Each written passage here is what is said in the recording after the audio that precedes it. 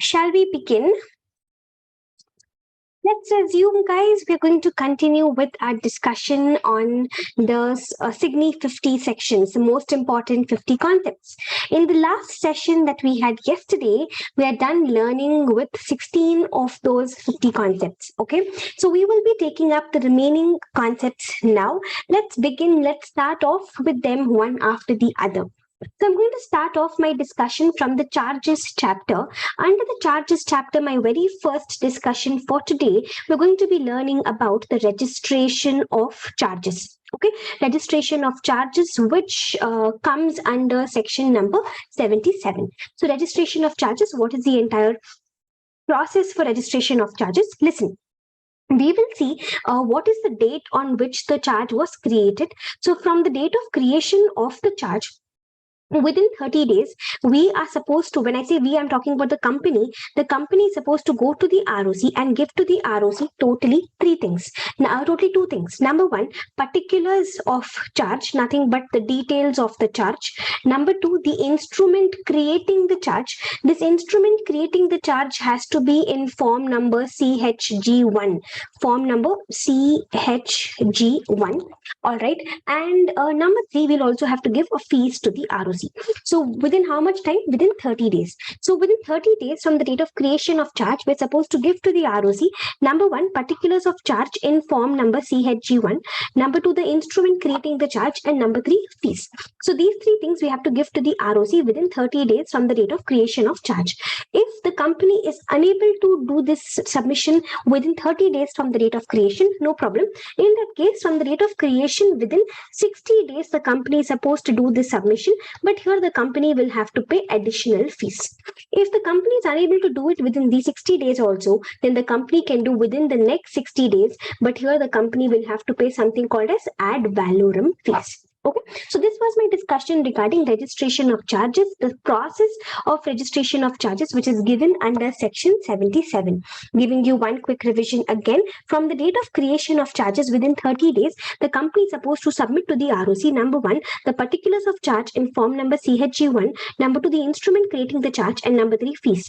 What's the time limit? It has to be submitted within 30 days from the date of creation of the charge. If it is not submitted within 30 days, company can submit it within 60 days from the date of creation of charge, which means in other words next 30 days, but we will say it as 60 days from the date of creation of charge.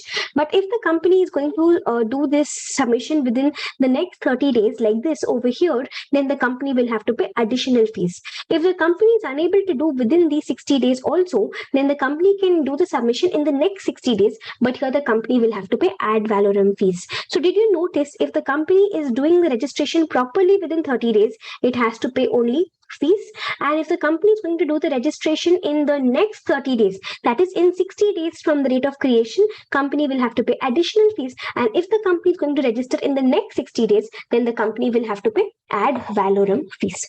Okay, so this is the process for registration of charge. And one more thing, if the company wants extra time, like even over here, company is taking extra 30 days, even over here the company is taking extra 60 days. So if the company wants extra time, the company has to submit one application to the ROC. The company also have to give a declaration to the ROC saying that even though I am doing late registration of charge, the creditor is not going to be affected. The creditor's rights will start from the date of creation itself. His rights will start. And number three, we also have to give sufficient reason to the ROC that why did we do this late registration. So if we want to make use of the extra time limit, then we have to submit an application to the ROC. We have to submit a declaration to the ROC saying that even though we are doing late registration of charge, the creditor's rights will start from the date of creation itself. He will not be affected. And lastly, what's the reason why are we doing this late registration? We have to submit these three things to ROC. Only then ROC will let us use the extra 30 days limit here and the extra 60 days limit over here. Okay. Once all this is done, ROC will give to the company a certificate of registration of charge. This will be in form number CHG2. CHG1 is the particulars of charge that we filed with the ROC. CHG2 will be the certificate of registration of charge. This certificate will be a conclusive evidence that the charge has been registered. Then, what if the company does not register the charge? If the company does not register the charge, then what will be the consequences? In that case, number one, the liquidator, if the company is winding up, the liquidator of the company will treat as if the charge is not even existing. That is, we will treat the loan as if it's an unsecured loan. We will treat as if no security itself has been given. Okay, then this is my first point. Then second point, the loan is unsecured, but it is still a loan. So company still has liability to repay. Okay, it's an unsecured loan, but it is still a loan. And number three, if any other subsequent creditor gets his charge registered first, then his charge will get priority.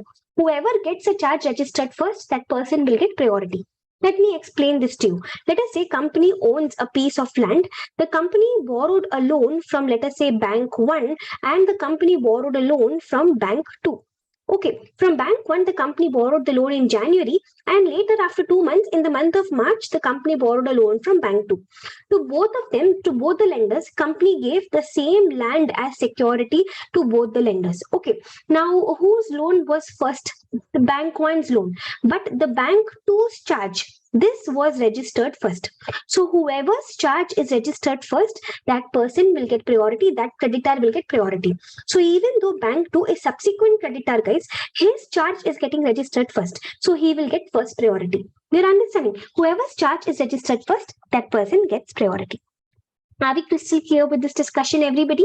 Yes. So this was my discussion regarding registration of charge and the effect of not registering the charges. I'll give you one quick revision and then I'll take you to the next point. So here we said under section 77, from the date of creation of charge, within 30 days, we are supposed to register the charge. If we are unable to register within these 30 days, no problem. You can register within 60 days from the date of creation of charge. If you're unable, then you'll have to pay additional fees. If you're unable to register within these 60 days also, no problem.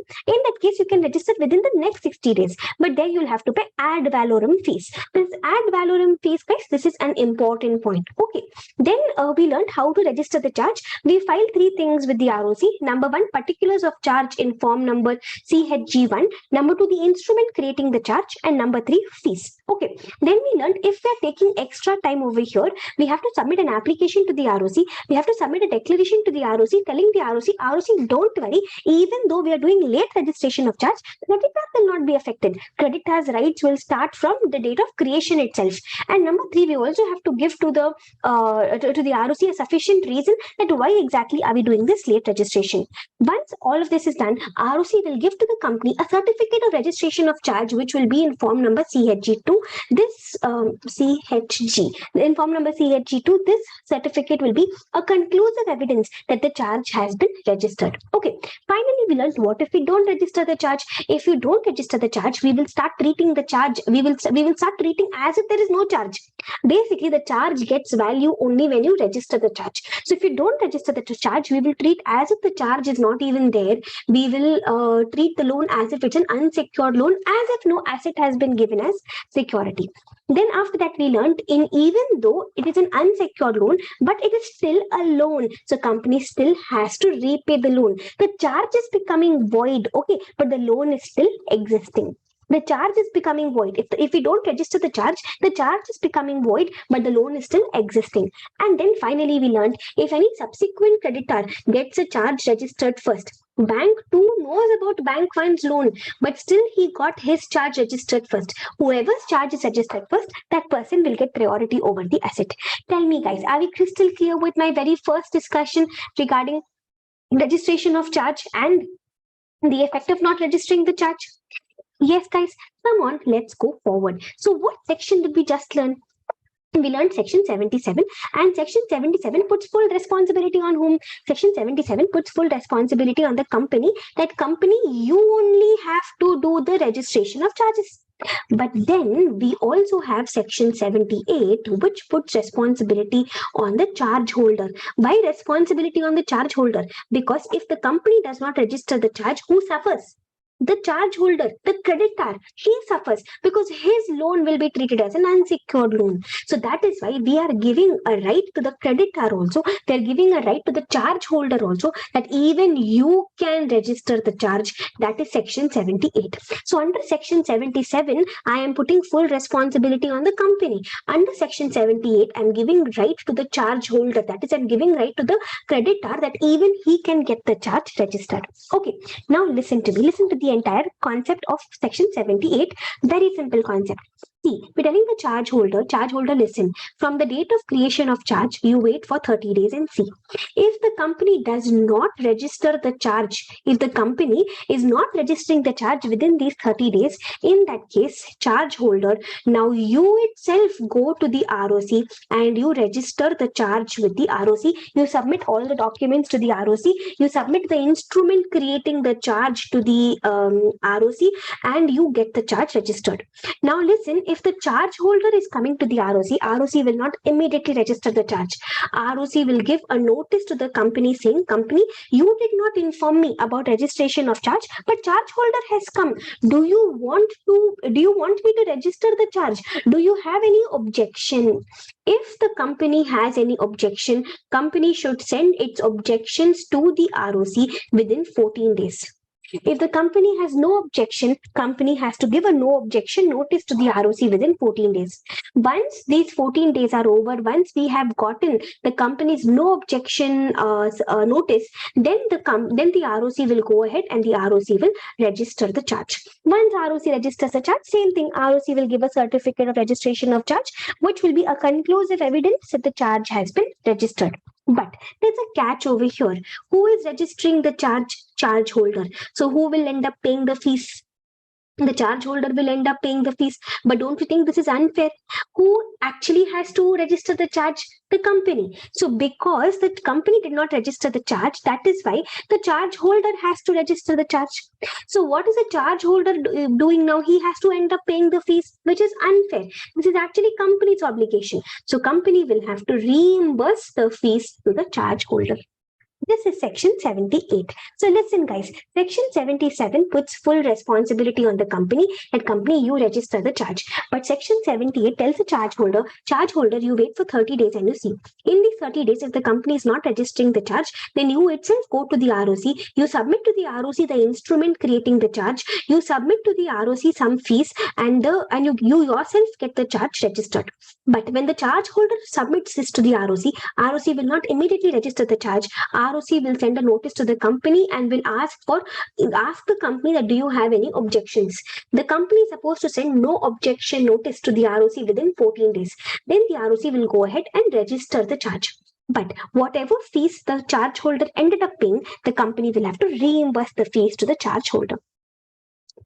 Is this crystal clear for everybody, guys? So I've discussed with you two of the most important sections under the charges chapter, and that is registration of charge by the company and registration of charge by the charge holder. So section 77 and section 78, we have discussed both of these sections. Now I'm taking you to the next discussion, which is about satisfaction of charge. Even this is a very important discussion. Satisfaction of charge. Important but still easy. Listen to me. It goes like this. See, first of all, what is the meaning of satisfaction? See, understand that satisfaction is different and the repayment of loan is different. Satisfaction is not equal to repayment of loan. Satisfaction is nothing but the company is giving to the creditor some other security. Company is selling the creditor, you release the security. Let us say the company had given a land to the creditor as security, but company wants to free up the land. So company is selling the creditor, see, I'll give you plant and machinery as security. See, I'll give you other assets as security. You release my land. That is satisfaction of charge. So satisfaction of charge is nothing but the company is not repaying the loan, but the company is giving some other asset as security instead of the existing asset. So the existing asset, the company is getting released, and in its place, the company is giving some other asset to the creditor. That is satisfaction of charge. Okay, but whether satisfaction, whether repayment of loan, for both, the process is the same. We are supposed to inform the ROC about both. You understood the difference between the two, guys? In repayment of loan, they're returning the loan back to the creditor. which means the creditor will release our asset back to us. What is satisfaction? In satisfaction, we are not repaying the loan, but still we want our asset to be released, so we are giving some other asset as security. Okay, so whether it is satisfaction, whether it is repayment, the process will be the same. What is a process? From the date of satisfaction or from the date of repayment, within 30 days, the company is supposed to inform the ROC about the satisfaction of charge. The company is supposed to inform ROC in form number CHG4. The company is supposed to inform ROC. Along with form CHG4, obviously, company has to submit some fees also. Okay, now in case the company is unable to do this submission within 30 days, no problem. In that case, from the date of satisfaction, from the date of repayment of loan, company can do this submission within 300 days, which means extra I am giving the company 270 days. But you don't write 270 days and all in the examination, because what does the law say? 300 days from the date of satisfaction or from the date of repayment. Okay, so from the date of satisfaction or from the date of repayment, within 300 days, the ROC will be, the company will be submitting the CHG4, but this time the company has to submit additional fees. Okay, if the company registers the satisfaction of charge with the ROC within 30 days itself, company just has to pay fees. But if the company is going to do the submission in the extra time, in the extra 270 days time, then obviously company will have to pay additional fees. This is my first step. Okay, so once this happens, after this, the ROC will check. The ROC will check, was form number CHG4, is this form number, is it signed by the creditor also? Is it signed by the charge holder also? If it is not signed by the charge holder, okay, in that case, if it is not signed by the charge holder, ROC will send a notice to the charge holder saying, charge holder, listen, like this company has submitted CHG4, company wants to register the repayment of loan, company wants to register the satisfaction of charge. Do you have any objections?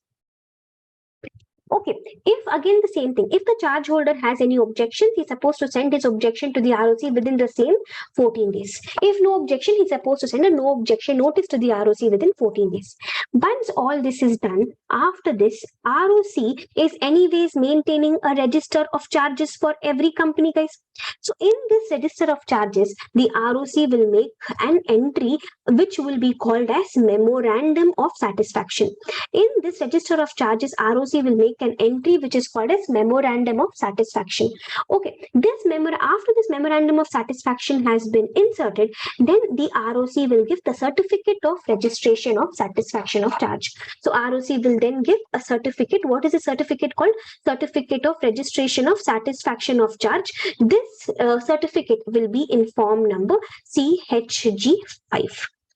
Okay, so this was my entire situation, my entire concept relating to satisfaction of charge. So what happens over here? First of all, satisfaction and repayment, they are two different things.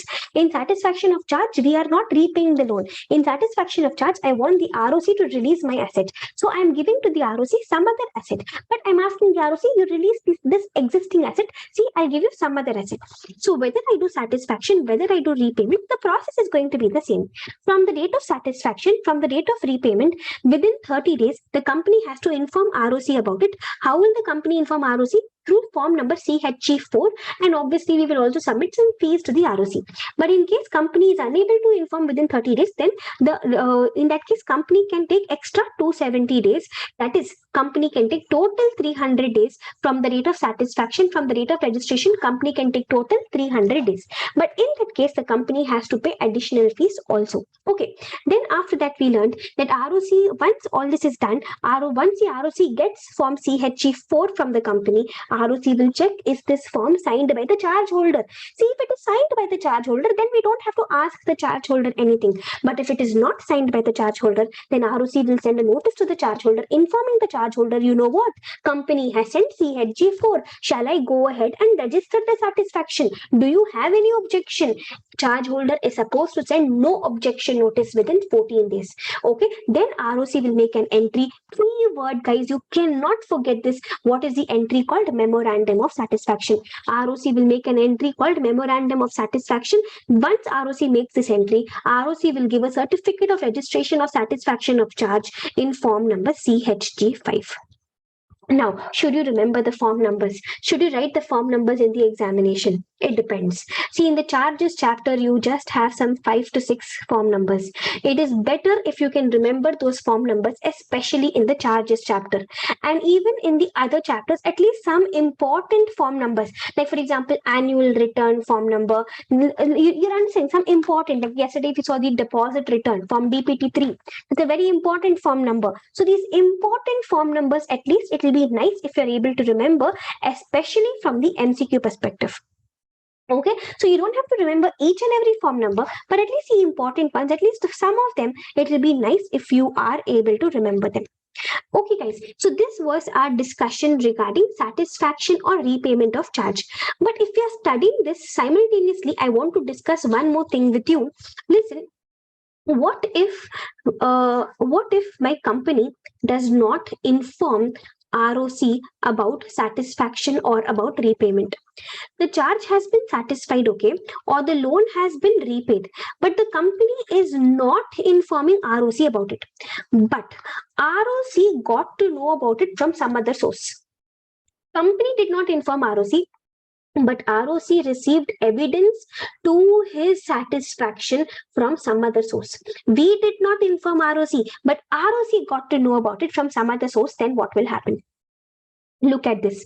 In that case, without receiving any intimation from the company about payment or satisfaction of charge, if ROC gets evidence to his satisfaction that the secured debt has been paid or satisfied, or the charged asset has been released from the charge, or the charged asset is not a part of the company's asset anymore, then ROC will himself enter a memorandum of satisfaction.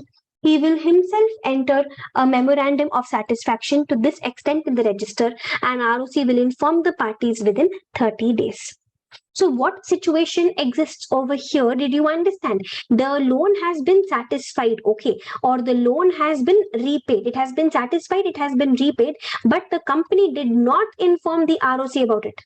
So, but however, ROC got evidence to his satisfaction, which means from some other source, ROC got to know about it.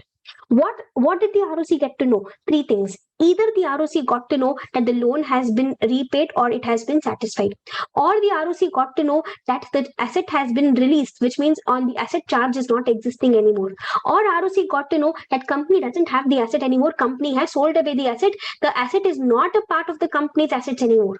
So if ROC gets to know about this on his own, even though the company did not inform ROC, ROC can make a memorandum of satisfaction on his own and then inform both the parties as in the company and the charge holder.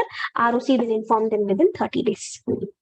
Okay, just one extra point over here. In case all these forms, all these certificates relating to charges, the instrument creating the charge, all of this we have to preserve for at least 8 years from the date of satisfaction of charge.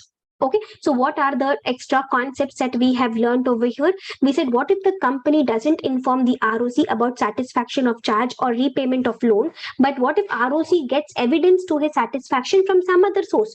What evidence is he getting? He is either getting evidence that the loan is repaid, or he is getting evidence that the asset is not having charge anymore. The charge on the asset has been released, or the ROC is getting evidence that the asset has been sold away by the company. The asset is not company's asset anymore. So if the ROC gets evidence to his satisfaction that loan is repaid, or that the charge is released, asset is released from the charge, or asset is sold away by the company, if he gets evidence to his satisfaction, then in that case ROC will himself enter a memorandum of satisfaction. Company did not inform ROC, but ROC will himself enter a memorandum of satisfaction in the register, and then he will inform both the company and the creditor. He will inform within 30 days. And then one more extra point we learned, that all the certificates relating to charges, the instrument creating the charge, everything will be preserved for 8 years. 8 years from when? 8 years from the date of satisfaction of charge. So from the date of satisfaction of charge, for 8 years we have to preserve the instrument creating the charge. Do you remember even yesterday when I was discussing with you about deposits, even there we came across a 8 years time limit? Do you recall? The register of deposit has to be maintained for 8 years from the date on which the last entry is made in the register.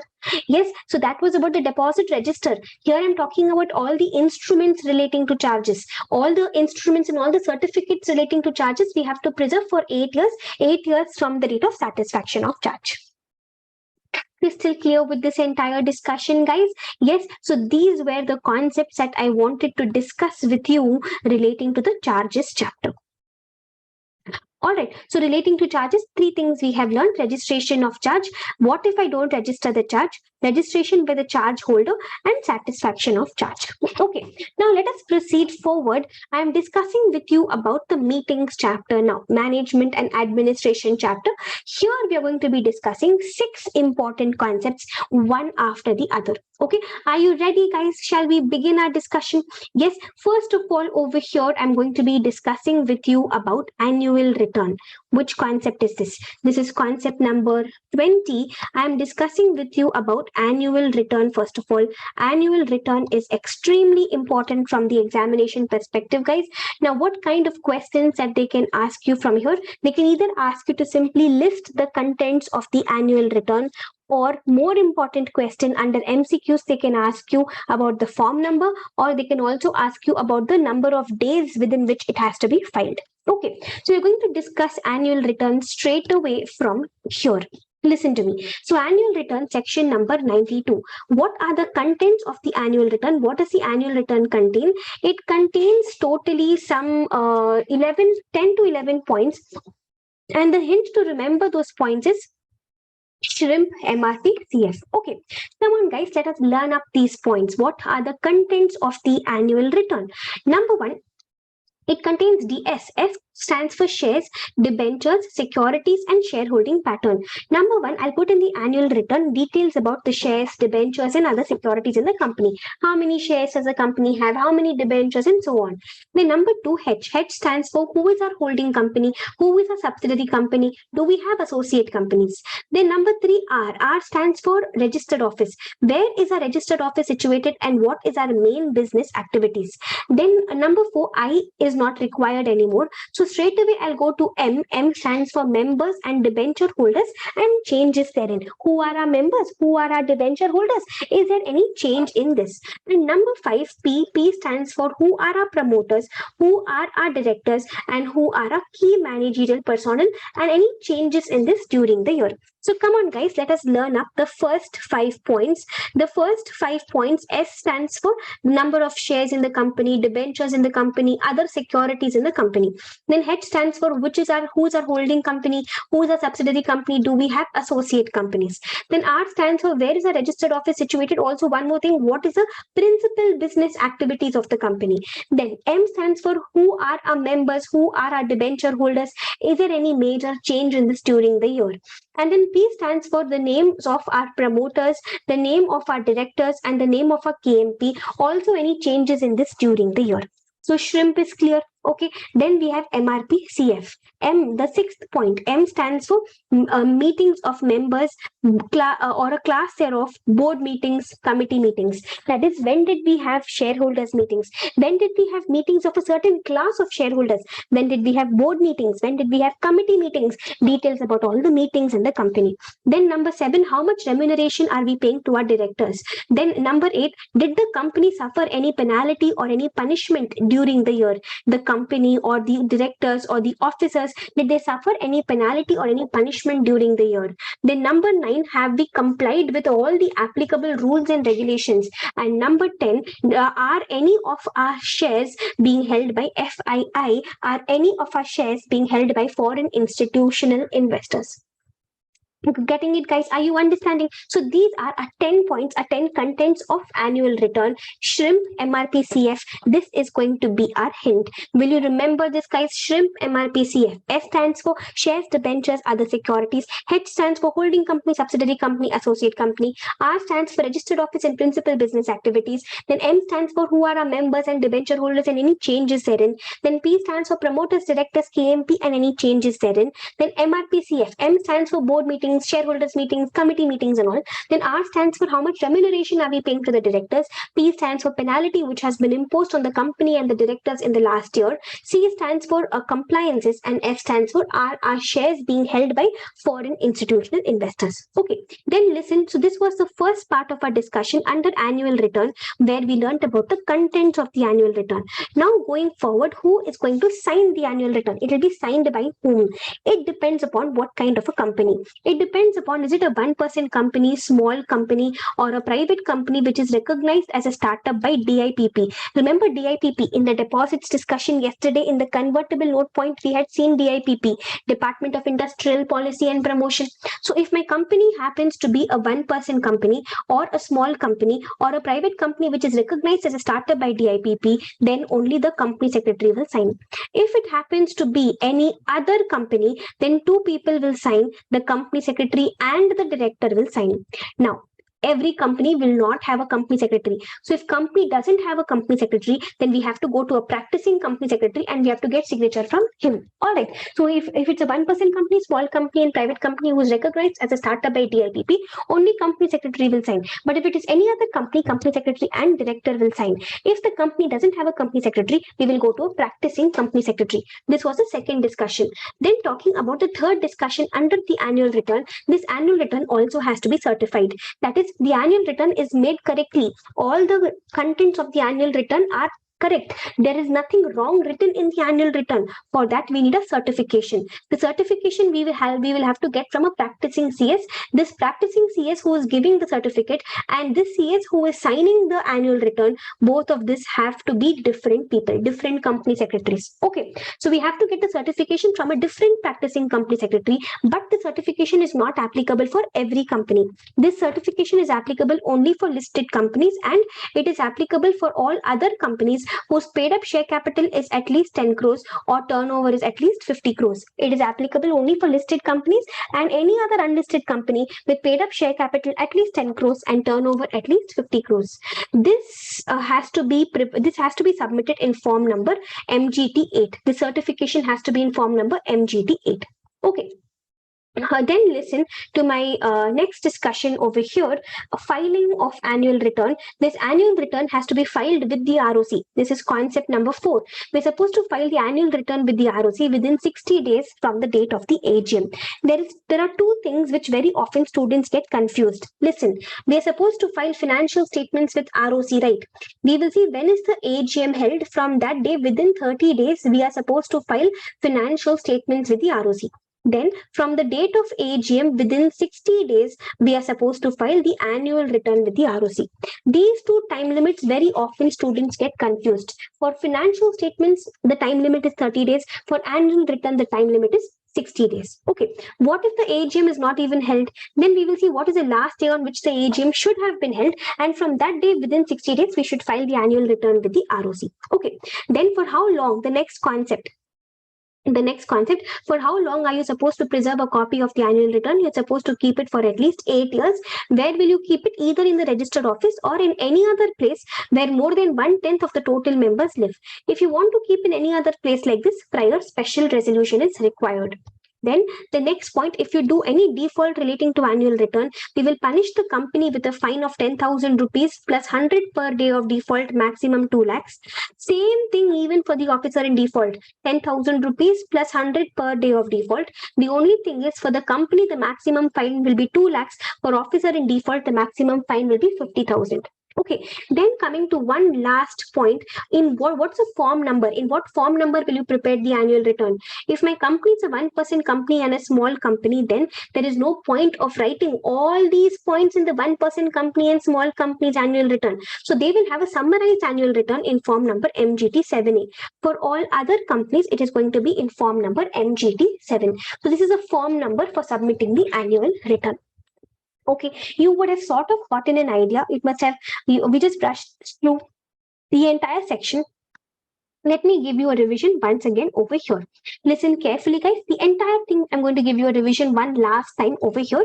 We'll go point by point. Please remember the section number. I'm talking about section number 92. Okay, annual return, section number 92. So over here, first of all, we learned about the contents of the annual return. And what was our hint, guys? What was our hint for contents of annual return? It was shrimp, MRP, CF. Okay, now I is anyways not there. So S stands for shares, debentures, securities. H stands for holding company, subsidiary companies. R stands for registered office and principal business activities. M stands for our meetings, right? But no, this M stands for members and debenture holders and any changes therein. P stands for promoters, directors, KMP, changes therein. This M stands for meetings, board meetings, shareholders meetings, committee meetings, and all. Then what does this R stand for? How much remuneration are we paying to our directors? Then P stands for penalty, C stands for compliance, F stands for foreign institutional investors. So this was a first discussion about the content. Then we spoke about signing the annual return. Who is going to sign the annual return? It depends. If it's a one-person company, or if it is a small company, or if it is a private company which is recognized as a startup by DIPP, there only the company secretary will sign. For all other companies, the company secretary will anyway sign, even one director will sign. But if the company doesn't have a company secretary, in that case, we will go to a company secretary in practice. From him, we will get the signature. Then after that, we learnt about certification of the annual return. We said that we need to get a certificate that the annual return is prepared correctly.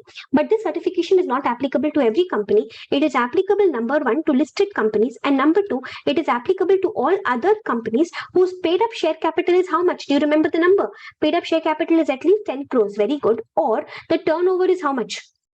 Or the turnover is at least 50 crores. Very good. Paid up share capital at least 10 crores, turnover is at least 50 crores. This certificate has to be in what form number, guys?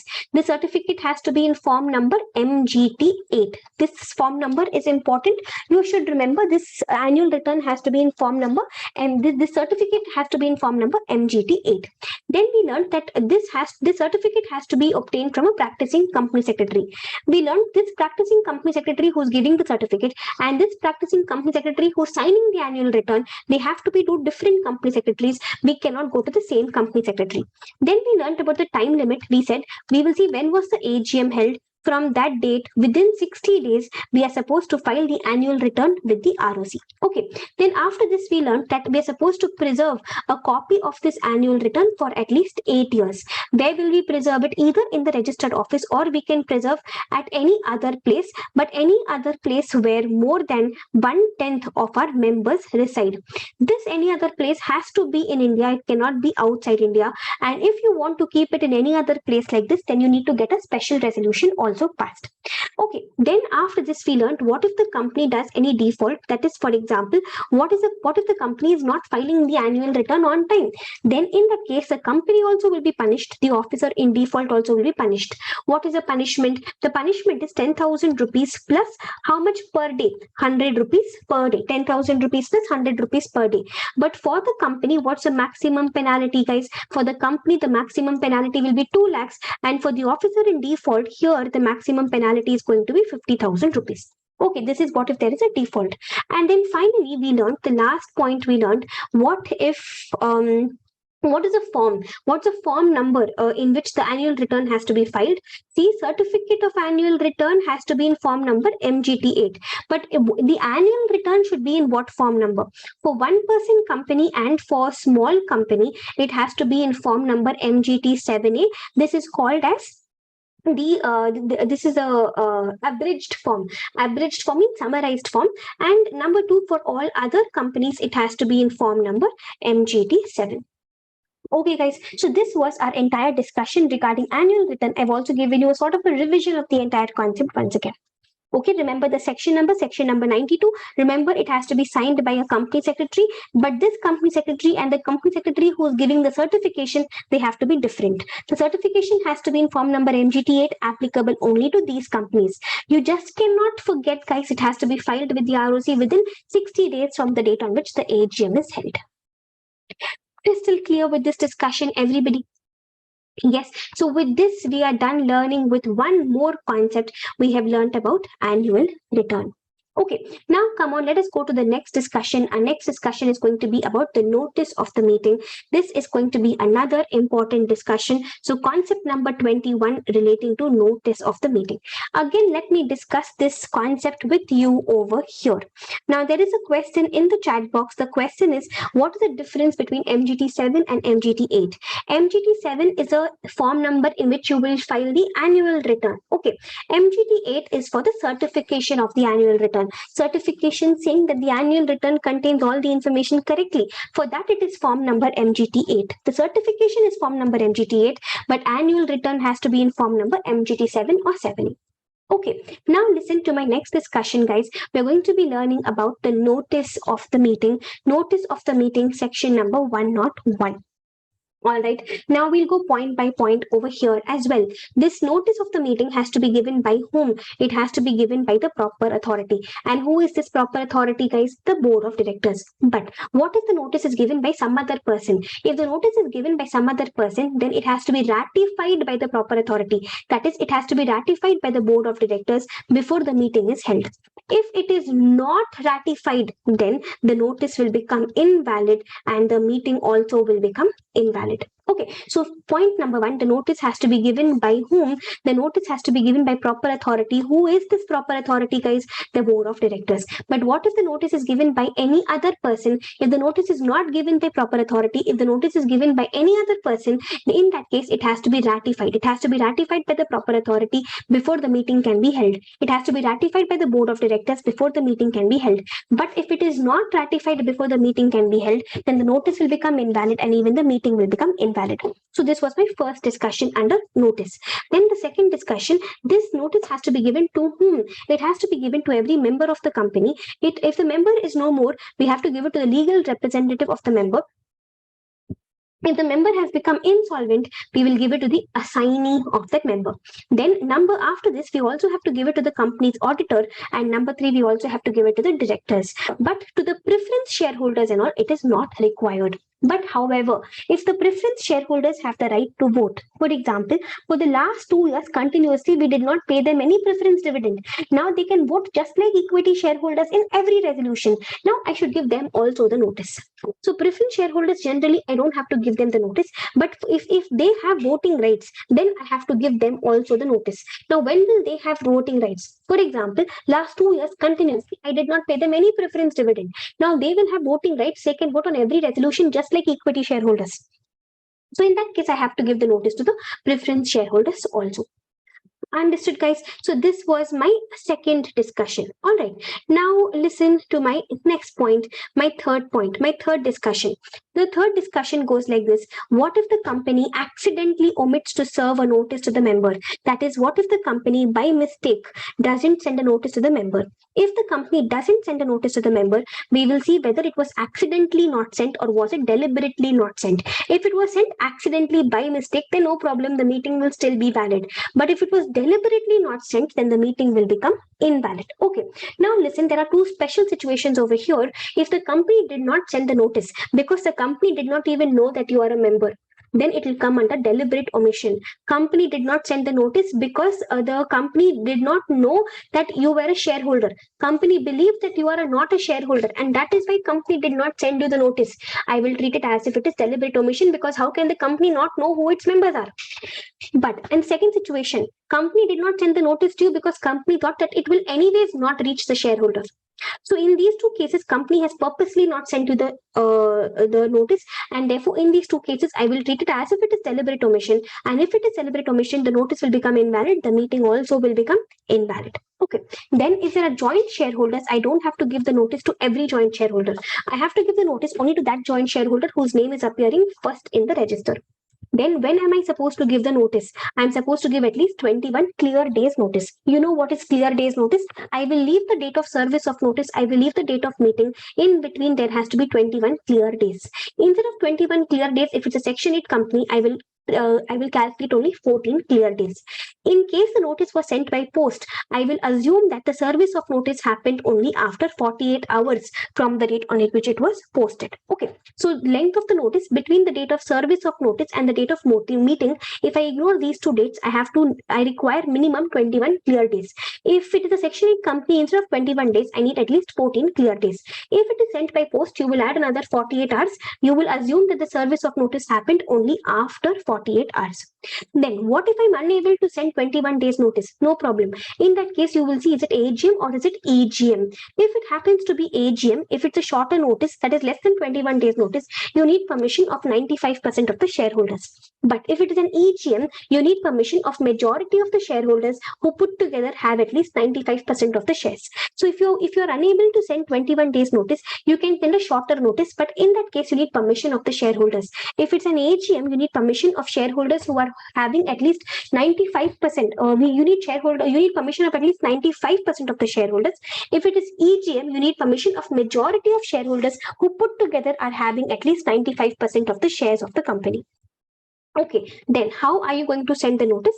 You have three options. You can either send it personally, that is by hand. You can send somebody to go door to door and give the notice and come, or you can send it through post, through speed post, registered post, or courier, or you can send it by email.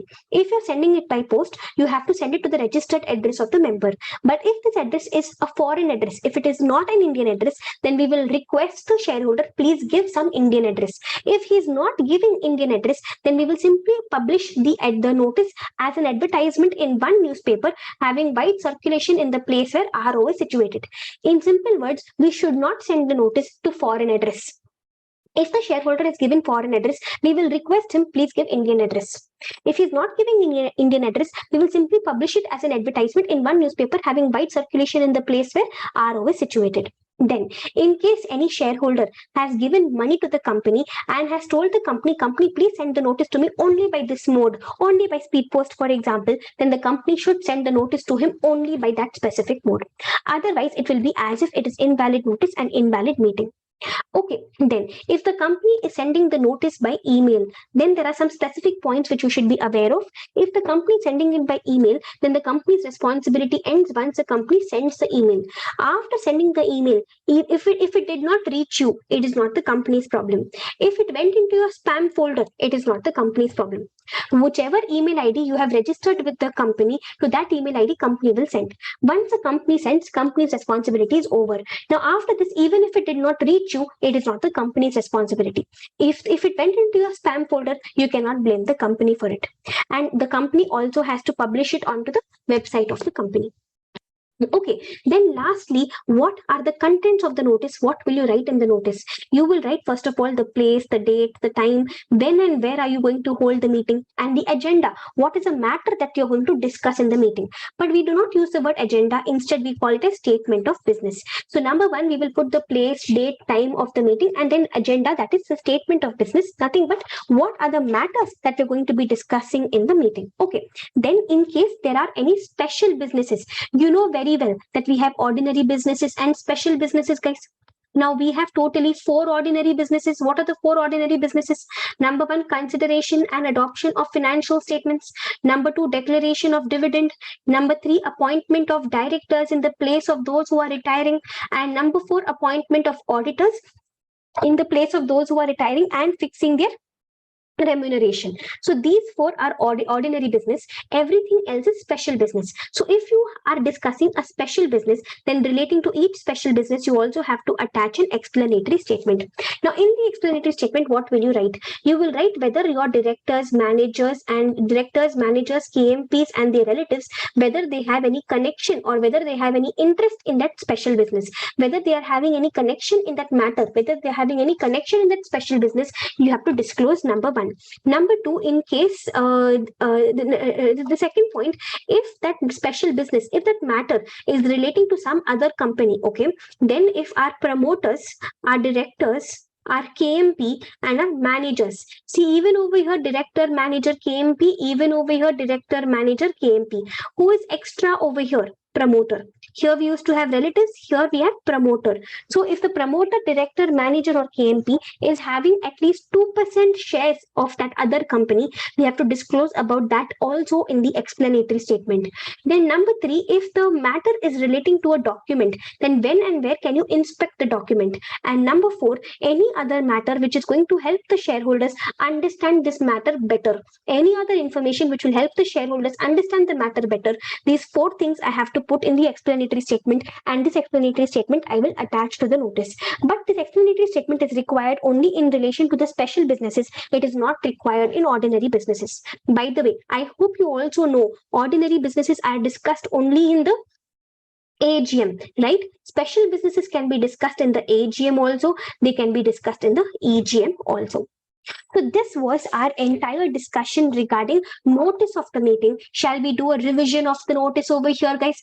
Yes, it will be a second revision. It will be double revision. Come on, guys. Listen, section 101. We are discussing about the notice. The entire thing, let us see once again. This time, keep saying along with me out of memory. See if you are able to grasp it. Okay. So here, first of all, we discussed that this notice has to be given by whom? We said that this notice has to be given by the proper authority. And who is this proper authority? Board of directors. We said, what if the notice is given by some other person? If it is given by some other person, then the board of directors has to ratify the notice before the meeting is held. If they don't ratify, then the notice is invalid, meeting is invalid. Then we discussed this notice has to be given to whom, guys? This notice has to be given, number 1, to all the shareholders of the company. If the shareholders have died, we have to give it to his legal representative. If the shareholder has become insolvent, we will give to his assignee. Then number 2, we will also give it to the auditor of the company. And number 3, we will also give to the directors of the company. Then we learned, do we have to give to the preference shareholder also? We said generally preference shareholders is not required.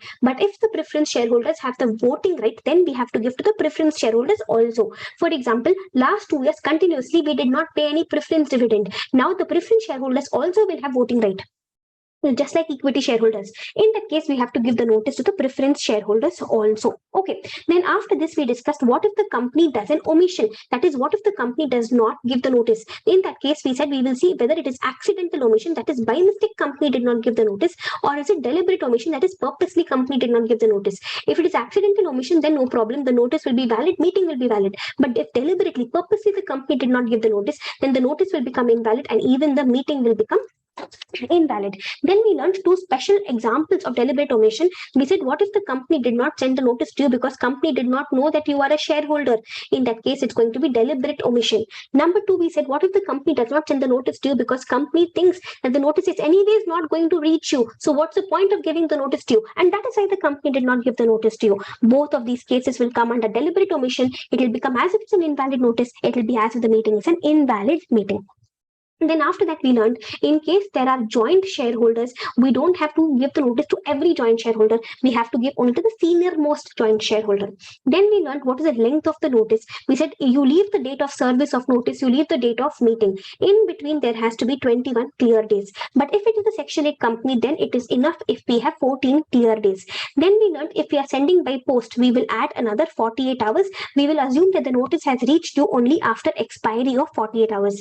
Then we said, what if we are unable to send within at least 21 days notice? What if I'm sending a shorter notice? In that case, you will see, are you sending a shorter notice for an AGM or EGM? If it is for an AGM, then 95% of the shareholders should give their consent for shorter notice. If it is EGM, then majority of the shareholders have to give their consent who put together are holding at least 95% of the paid up share capital of the company. Okay. Then we learned about the mode of sending the notice. How will we send the notice? We said we will send the notice generally personally only. We will send the notice, or we can also send the notice by post, by registered post, speed post, by courier and all we can send, or we can send it by way of email. Then we learned under post, we learned that we are supposed to send only to the registered address of the member. That address has to be in India. If he has given foreign address, we will request him, please give some Indian address. If he is not giving Indian address, we don't have to send to foreign address. If he is not giving Indian address, we will simply publish it in one newspaper having wide circulation in the place where RO is situated. That itself will be enough. Okay. Then we learned that that if he has given extra money, if the shareholder has given extra money saying that, send the notice to me only by a certain specified mode, then we have to send the notice to him only by that specified mode. If we send it to him by any other mode, it will become invalid notice. Then we learned some extra point about email notice. If you are sending it by email, the company also has to publish it onto the website of the company. And if the company is sending it by email, company will send it to the registered email ID of the shareholder. And once a company sends the email, the company's responsibility is over. Now, if your inbox is full, that is why you did not get the email, or it went to your spam folder. It is not the company's problem. Company's responsibility will end once a company sends the notice to you. And finally, we had learnt about the notice, the contents of the notice. We said in the notice we will write, number one, the date, the time, the place of the meeting. We will also write the agenda. What was a fancy word for agenda, guys? Statement of business. We will write the statement of business, nothing but what are the matters that you're going to discuss in the meeting. Then number two, in the notice we will also put an explanatory statement. This explanatory statement is required only and only for special businesses. Okay. Now, in this explanatory statement, what will we write? In this explanatory statement, we will write totally 4 things. Number one, we will write whether our directors, whether our managers, whether our KMPs, and whether their relatives, whether any of them have any connection, whether any of them have any concern or any interest in that special business. Okay. Then number two, if that special business is relating to a company, then whether our director, manager, KMP, same three people, instead of relatives, promoters. Okay, whether our directors, manager, KMP or promoters are having at least 2% shares in this other company. Then number three, if this matter is relating to a document, then when and where can you inspect the document? And lastly, any other information which will help the shareholders get a proper understanding about the matter. So these are the 4 things which I will put in the explanatory statement. Number one, whether our directors, managers, KMP and relatives are having any connection with the special business. If the special business is relating to a company, then whether our director, manager, KMP and promoters are having at least 2% shares in this other company. If it is relating to a document, when and where can you inspect the document? And lastly, any other information which will help the shareholders make a decision.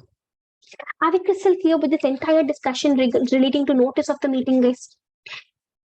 Yes. So under the meetings chapter, we have discussed about 2 things. Number one, we spoke about annual return, and number 2, we have spoken about notice of the meeting. All right, guys. Can I take you forward? Shall we go to the next discussion?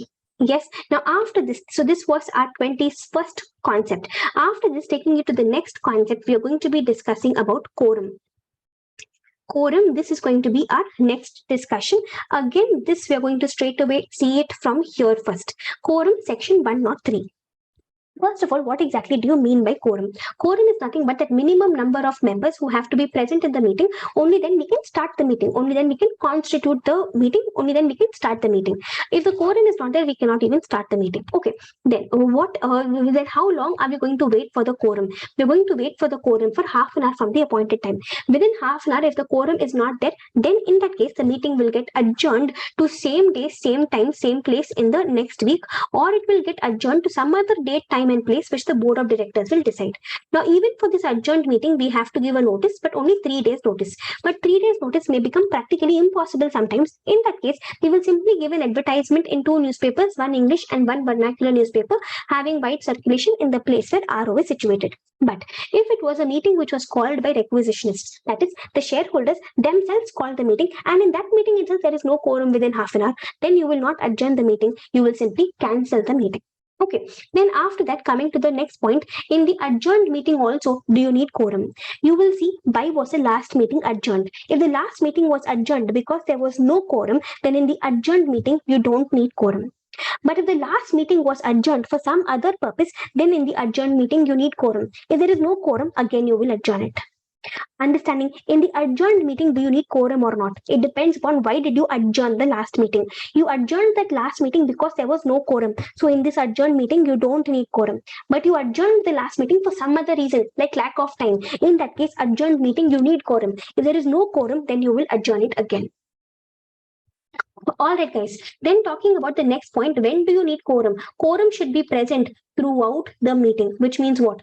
Quorum should be present not only initially before starting the meeting, it should be present before every matter. It should be present for every matter. It should be present throughout the meeting. For any specific matter, if there was not enough quorum in the meeting, then that matter discussion will become invalid. That matter, the discussion will become void. So quorum has to be present throughout the meeting and not just initially, not just when I start the meeting. Then how much quorum do I need? It depends upon, am I a public company or am I a private company? If I am a private company, I need two members have to be personally present. If it's a public company, it depends upon the number of shareholders in the company. If the company has up to 1,000 members, then quorum will be 5. If the company has more than 1,000 but up to 5,000 members, then the quorum will be 15. If company has more than 5,000 members, the quorum will be 30. When you're counting quorum, you will ignore proxies. You will consider only those persons who are personally present at the meeting. Then in case any member is a company, obviously company cannot come personally. So company will send a representative. This representative you will count. Representative of company you will count, but proxies you will not count. Representatives of president and governor also you will count. Only proxies you will not count. Then, in case the same person is representing A Limited and representing B Limited, then you will count this person as two people. If the same person is representing two companies, you will count him as many companies as he is representing. Okay, then can one single member itself be a quorum? In two cases, yes. Number one, if I'm calling a meeting of just preference shareholders, for example, it is possible that all the preference shares are held by one person. So in case I'm calling a meeting of a particular class of shares, it is possible that all the shares of that class are held by that one person only. So in that case, I will have only one single person in the meeting. Then number two, sometimes NCLT asks the company to hold the AGM. When NCLT is asking the company to hold the AGM, in that case, NCLT can give any instruction to the company. NCLT can also give the instruction that just one single member present, consider that itself as quorum. So if NCLT has given an instruction to the company, then just one single member present, even that will be considered as quorum. Okay, so that was our sixth discussion under quorum. Then when does quorum become immaterial? If the quorum is more than the total number of members in the company. For example, in the articles of, let us say it is a private company. Okay, private company, what's a quorum, guys? 2. But AOA is saying, no, we need 7. Can the AOA have a larger number for quorum? Yes, AOA can prescribe a larger number. So the act says private company, we need 2. But let us say the AOA says we need 7 quorum. Now, but the company's total number of members in the company itself is 5 only, let us say.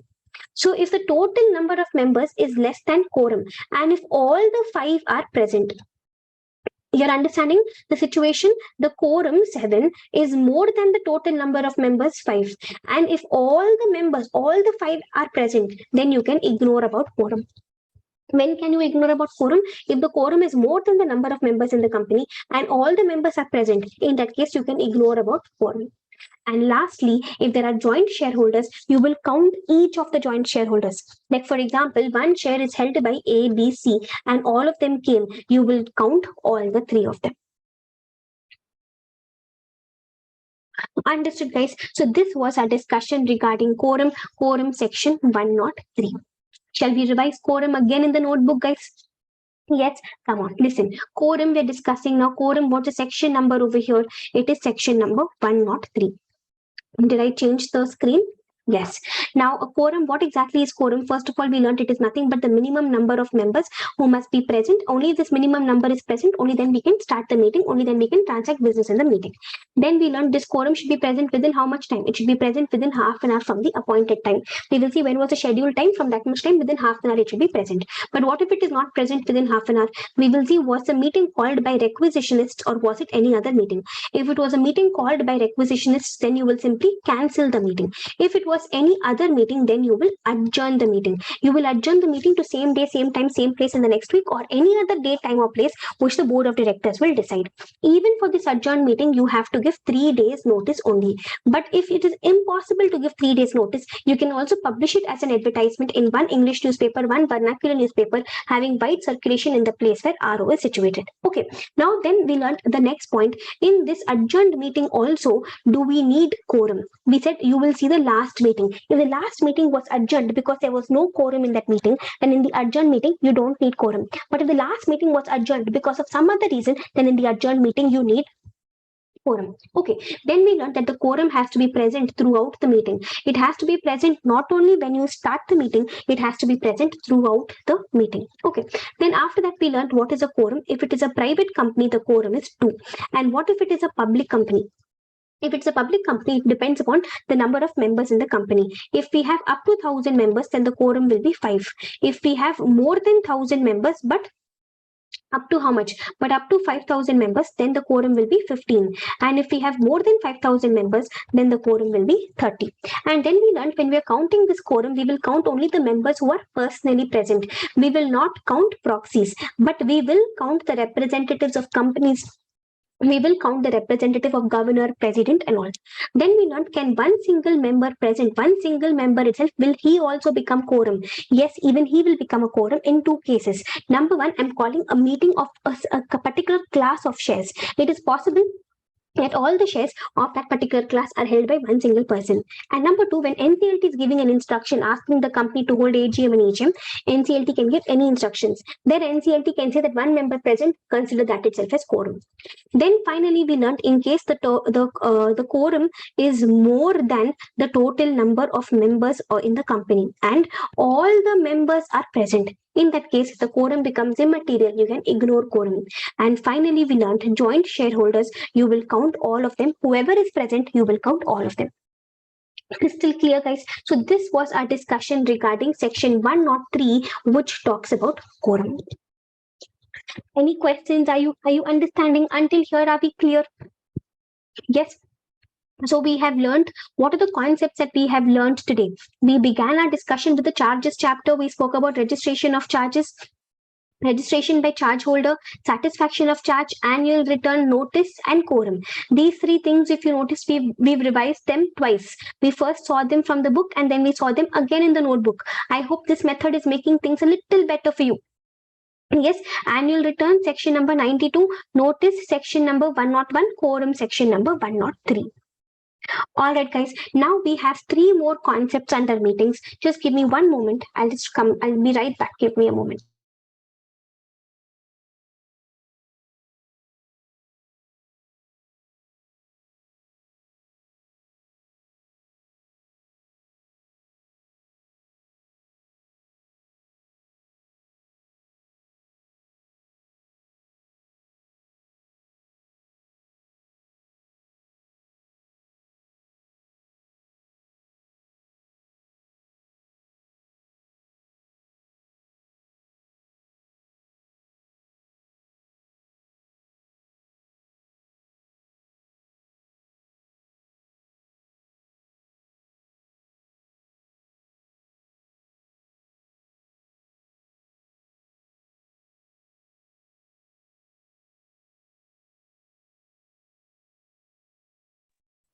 Shall we resume?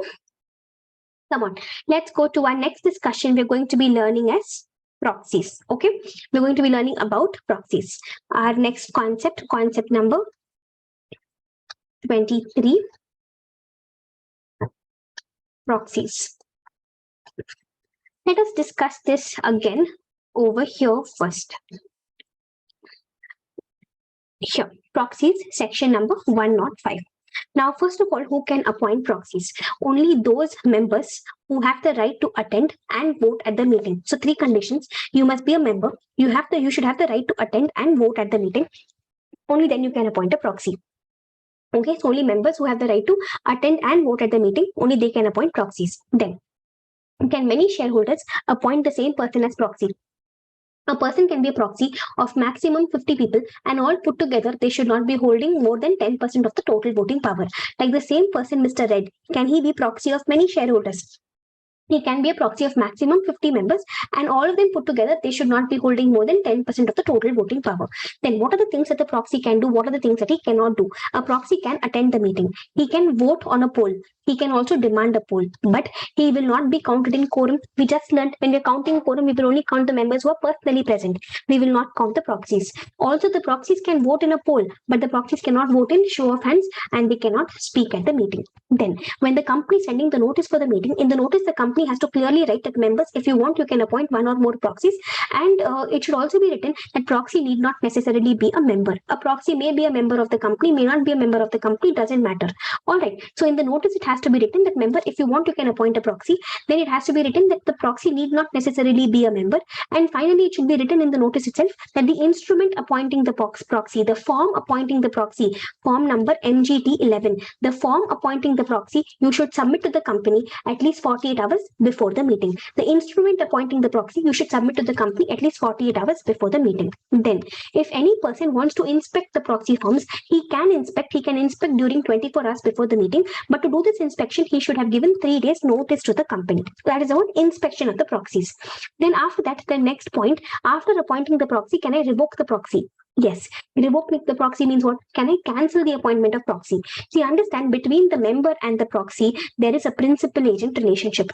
The proxy is none other than the agent of the member. So if the member wants, the member can attend the meeting by himself and he can vote by himself even before the proxy can vote. So the member attends the meeting and votes before the proxy has voted, then automatically the proxy's appointment will come to an end.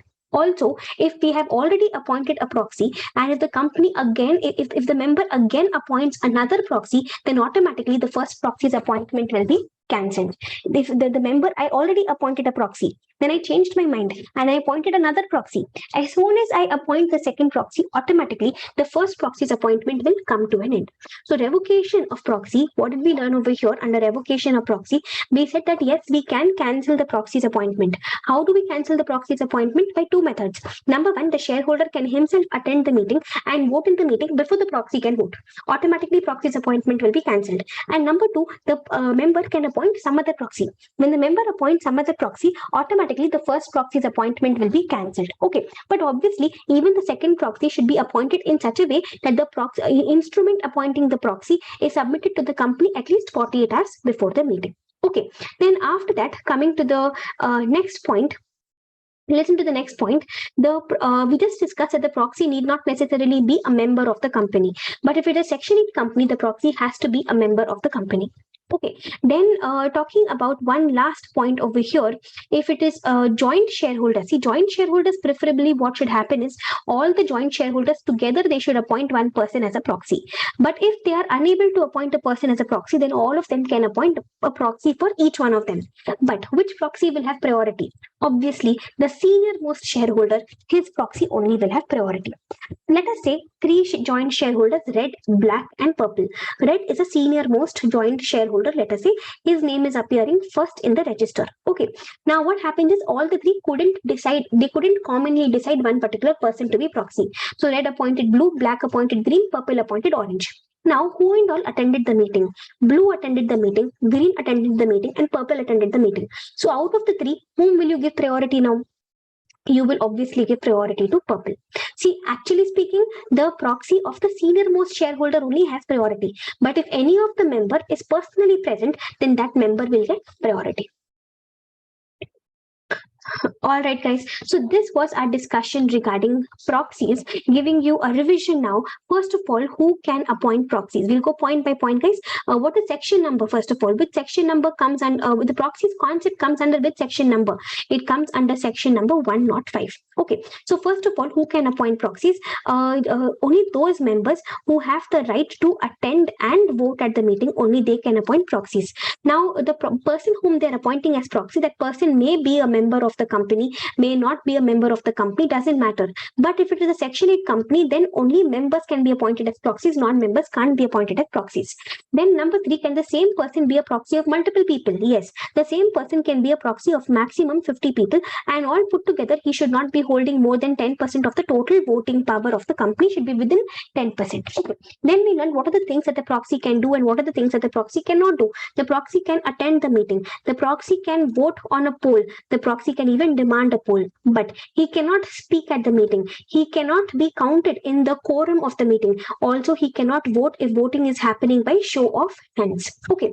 Then after that, we learned that in the notice, it has to be clearly written that shareholders, if you want, you can appoint a proxy. The proxy need not necessarily be a member of the company, but the instrument appointing proxy. Do you remember the form number? Instrument appointing proxy, the form number was form number MGT 11. What was the form number for annual return? Annual return was form number MGT 7 and MGT 7A. Remember, certificate of annual return, it was MGT 8. Okay, so the instrument appointing proxy, we have to submit in form number MGT 11. We have to submit this form in such a way it reaches the company at least 48 hours before the meeting. Okay, then we learned if you want to inspect the proxy forms, you can inspect. You can inspect in the last 24 hours before the meeting, but for that you have to give at least 3 days notice to the company. Then we spoke about revocation of notice. We revocation of proxy. We said that we can revoke the proxy's appointment by ourselves attending and voting at the meeting before the proxy can vote. Also, we can revoke the proxy's appointment by there's one more thing we discussed, that we can revoke the proxy's appointment by appointing some other proxy. So if I appoint another proxy and submit the instrument appointing proxy to the company at least 48 hours before the meeting, then automatically the first proxy's appointment will be cancelled. Okay. Then we discussed about joint shareholders. If there are joint shareholders, then ideally all of them put together should appoint one common person as proxies. But if they are not able to come up with one common person like that, then all of them can appoint one proxy. But obviously the senior most joint shareholder, his proxy only will have priority. Okay, so this was our discussion regarding proxies. Proxies is important, guys. Remember, only those members who can attend and vote at the meeting, only they can appoint proxies. Also remember, many shareholders can appoint the same person as proxy, but he can be proxy of maximum 50 members, and all put together they should not hold more than 10% of the total voting power.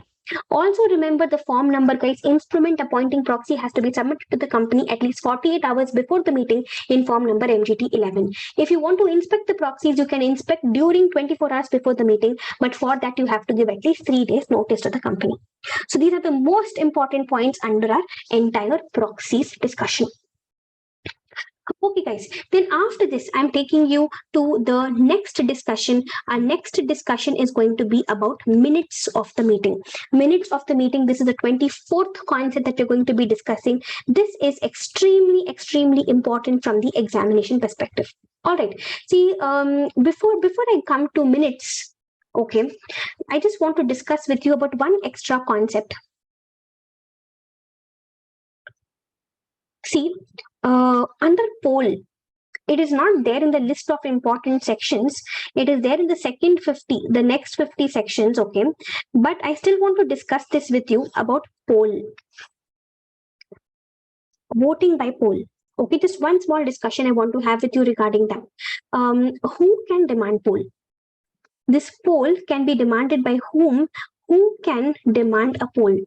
So now see, either the chairperson on his own motion, he can decide that let us do a poll, or members can demand. Members and proxies, even proxies can demand the poll. All put together, they must be having at least 1/10 of total voting power in the company, or they must be having paid up share capital at least 5 lakhs. So who can demand the poll? Either the chairperson can decide that we are going to take up the poll. The chairperson can decide to take up the poll on his own motion, okay, or the chairperson, either the chairperson can decide on his own, or what's the second option? The shareholders plus proxies may demand. Now, if shareholders and proxies are demanding, how many shareholders and proxies have to demand? Put together, they must be holding at least 1/10 of the total voting power, or they must be having paid up share capital at least 5 lakhs. Okay, either they must be having 1/10 the total voting power, or paid up share capital at least 5 lakhs. So who can demand the poll? Either chairperson on his own can demand the poll, or members plus proxies put together should be holding at least 1/10 of the total voting power, or they should be having at least 5 lakhs of the paid up share capital, and they can demand the poll. Okay, now if poll is demanded, when do you have to take up the poll? If the poll is relating to adjournment of the meeting, or if the poll is relating to the chairperson's appointment, it has to be taken up immediately. All other polls, you can take 48 hours time to arrange for the poll. Otherwise, if the poll is for adjournment of the meeting or if the poll is for appointment of chairperson, then that poll has to be taken up immediately. All other polls can be taken within 48 hours from the, we can take 48 hours to arrange for the poll. So these were two important things that I wanted to discuss with you regarding poll. Number one, who can demand the poll? And number two, when can you take up the poll? Okay, now listen guys, now I'm discussing with you our next concept, which is going to be about minutes of the meeting. Let me take you to the material. Let me discuss this concept with you again with you, directly from the material itself. Here, section 118 and 119. Listen. First of all, what are minutes? Minutes are nothing but a summary of the proceedings of the meeting. Now, these minutes have to be prepared within 30 days from the date of the meeting, within 30 days from the conclusion of the meeting, and even in postal ballot cases, we need minutes. Okay, so we need minutes, number one, within 30 days from the conclusion of the meeting, and we also need it within 30 days from the date of postal ballot resolutions. You know what are postal ballot? Sitting at home, either using the postal services or using the email, you're casting your vote from home itself. You don't have to come to the meeting and vote.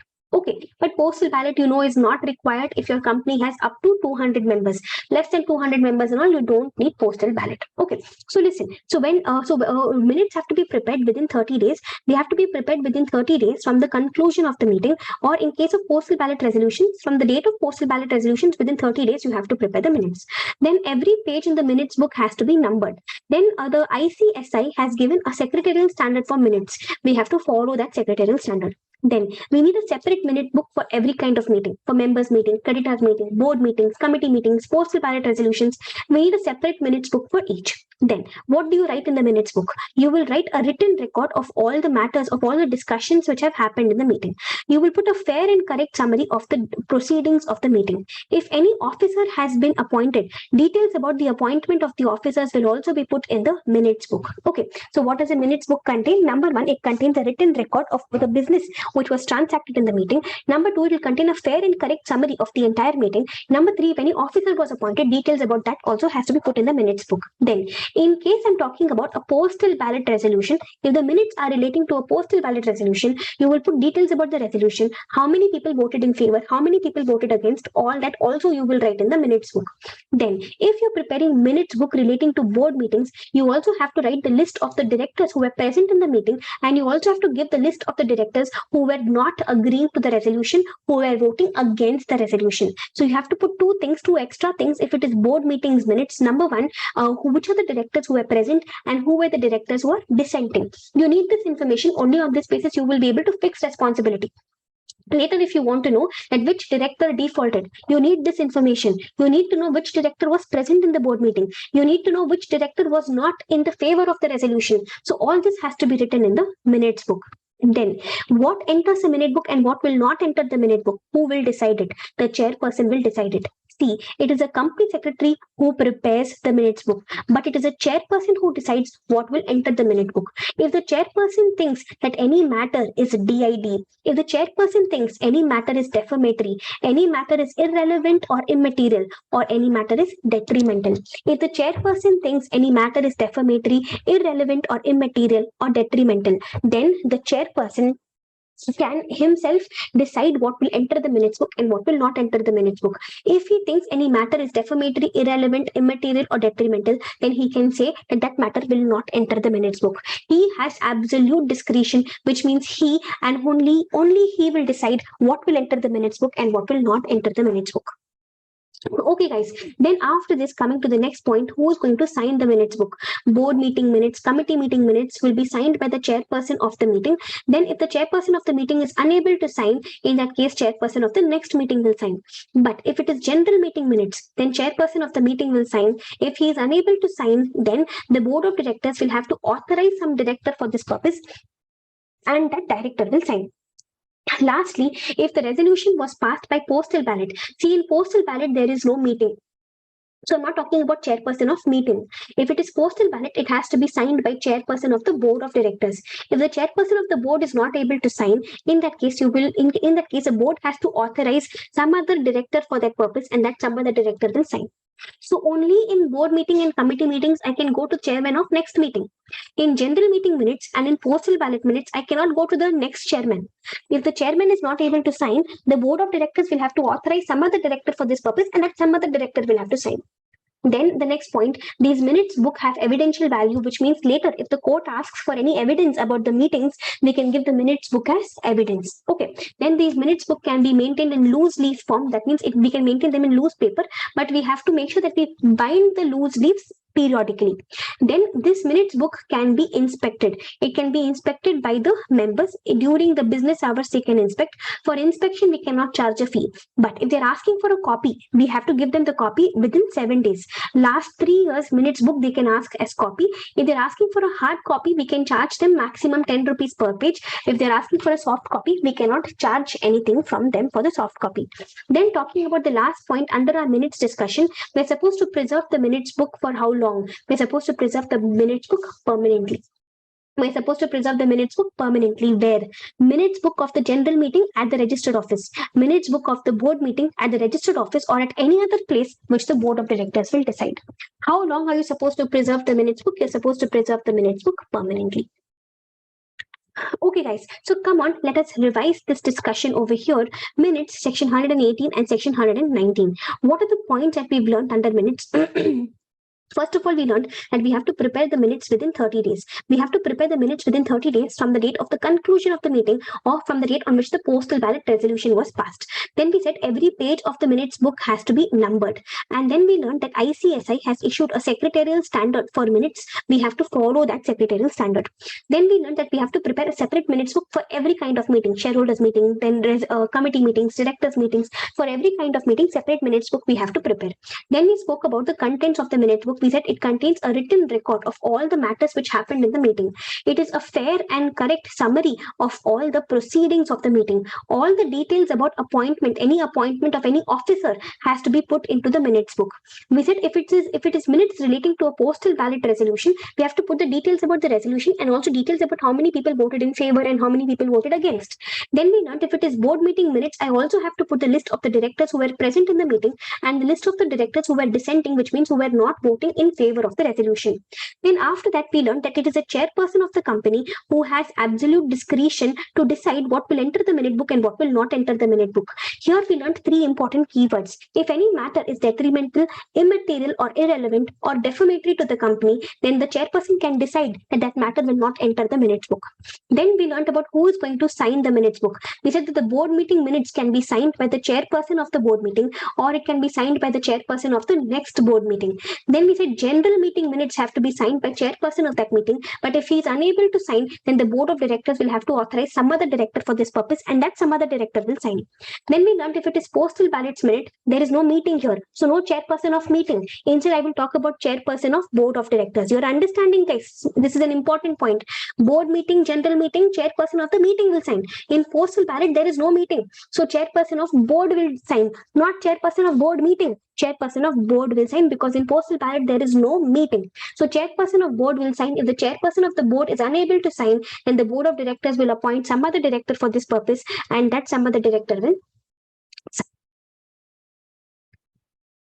Crystal clear with this discussion? Yes, guys. So this was our entire learning relating to minutes. Then after this, we also learned that the minutes book will have evidential value. That is later, if the court asks for any evidence relating to the meeting, I can give the minutes book as evidence. Then we learned that the minutes book can also be maintained in loose leaf form. Okay. And then we learned that minutes book can be inspected. It can be inspected by whom? It can be inspected by the shareholders. But they can inspect only during business hours. They can also ask for copy. Last 3 years minutes they can ask as copy, which we have to give to them within 7 days itself. If they're asking for a hard copy, we can charge from them maximum 10 rupees per page. But if they're asking us for a soft copy, we cannot charge any money from them. And then finally, we learned we're going to preserve the minutes book for how long, guys? We're going to preserve the minutes book permanently. Register of deposits we preserve for 8 years from the date on which last entry was made in the register. All the instruments relating to charges We preserve for 8 years. 8 years from when? We preserve for 8 years. 8 years from when? Do you remember? Instruments relating to charges. We preserve for 8 years from the date of satisfaction of charge, 8 years from the date of repayment of loan.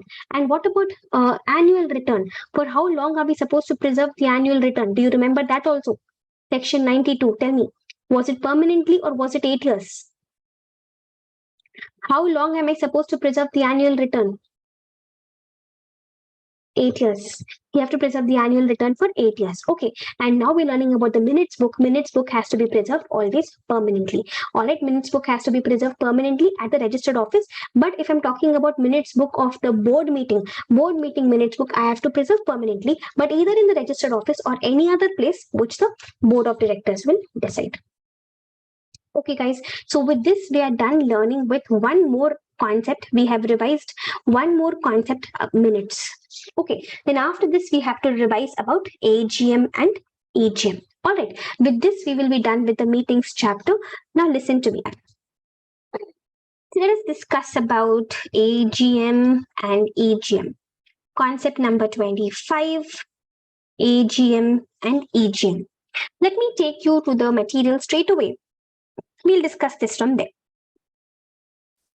Okay, look at this. AGM, first of all, which company has to hold AGM? Every company has to hold AGM, obviously, except 1% company. 1% company, obviously, AGM not required. Then the second point, there's a time limit within which you're supposed to hold the AGM. You're supposed to calculate totally 3 time limits. Out of the 3 time limits, it's supposed to pick whichever is the earliest. That's going to be the last date by which you're supposed to hold the AGM. Now, what are the 3 time limits? Number 1, the gap between 2 AGMs should not be more than 15 months. Number 2, the AGM has to be held within 6 months from the last day on which you ended the financial year. And number 3, we must have minimum 1 AGM in every calendar year. Okay, in case I'm unable to hold the AGM within this much time, I can go to the ROC, I can ask for an extension. The ROC will give me an extension of maximum 3 months. But in case I'm holding my very first AGM, we have only one time limit, and which is we have to hold the AGM within 9 months from the end of the year. Generally, you get 6 months from the end of the year, but for first AGM, you're getting only 9 months from the end of the year, which means you're already getting 3 months extra. So for the first AGM, don't ask me for extra time limit. Okay. So first 4 points, every company has to hold the AGM except 1% company. Number 2, there's a time limit within which you're supposed to hold the AGM. And what is the time limit? Number 1, the gap between 2 AGMs should be less than should not be more than 15 months. Number 2, from the end of the year within 6 months you should hold the AGM. And number 3, in every calendar year you must have one AGM. So out of the 3 time limits, you will pick whichever is the earliest. That will become the last day by which you should have held the AGM.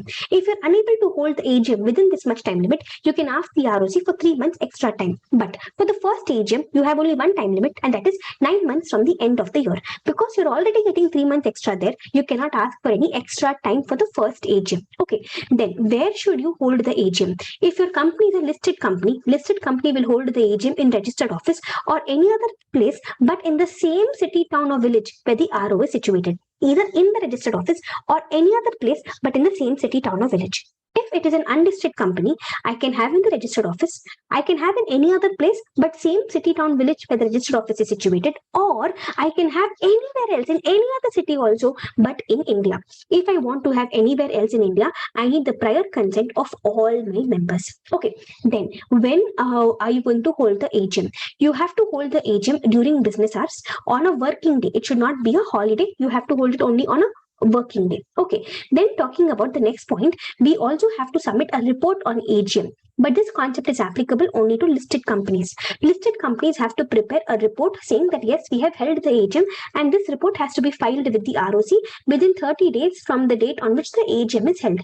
This has to be in form number MGT 15. In this report, we will say that yes, we conducted the AGM, so many members attended the AGM, these are the matters that we discussed in the AGM. So all the details about the AGM, we have to prepare one report only for listed companies and file this report with the ROC within 30 days from the AGM in form number MGT 11. Then in case company is defaulting, if company is not holding the AGM, in that case, any member can straight away go and complain to the NCLT.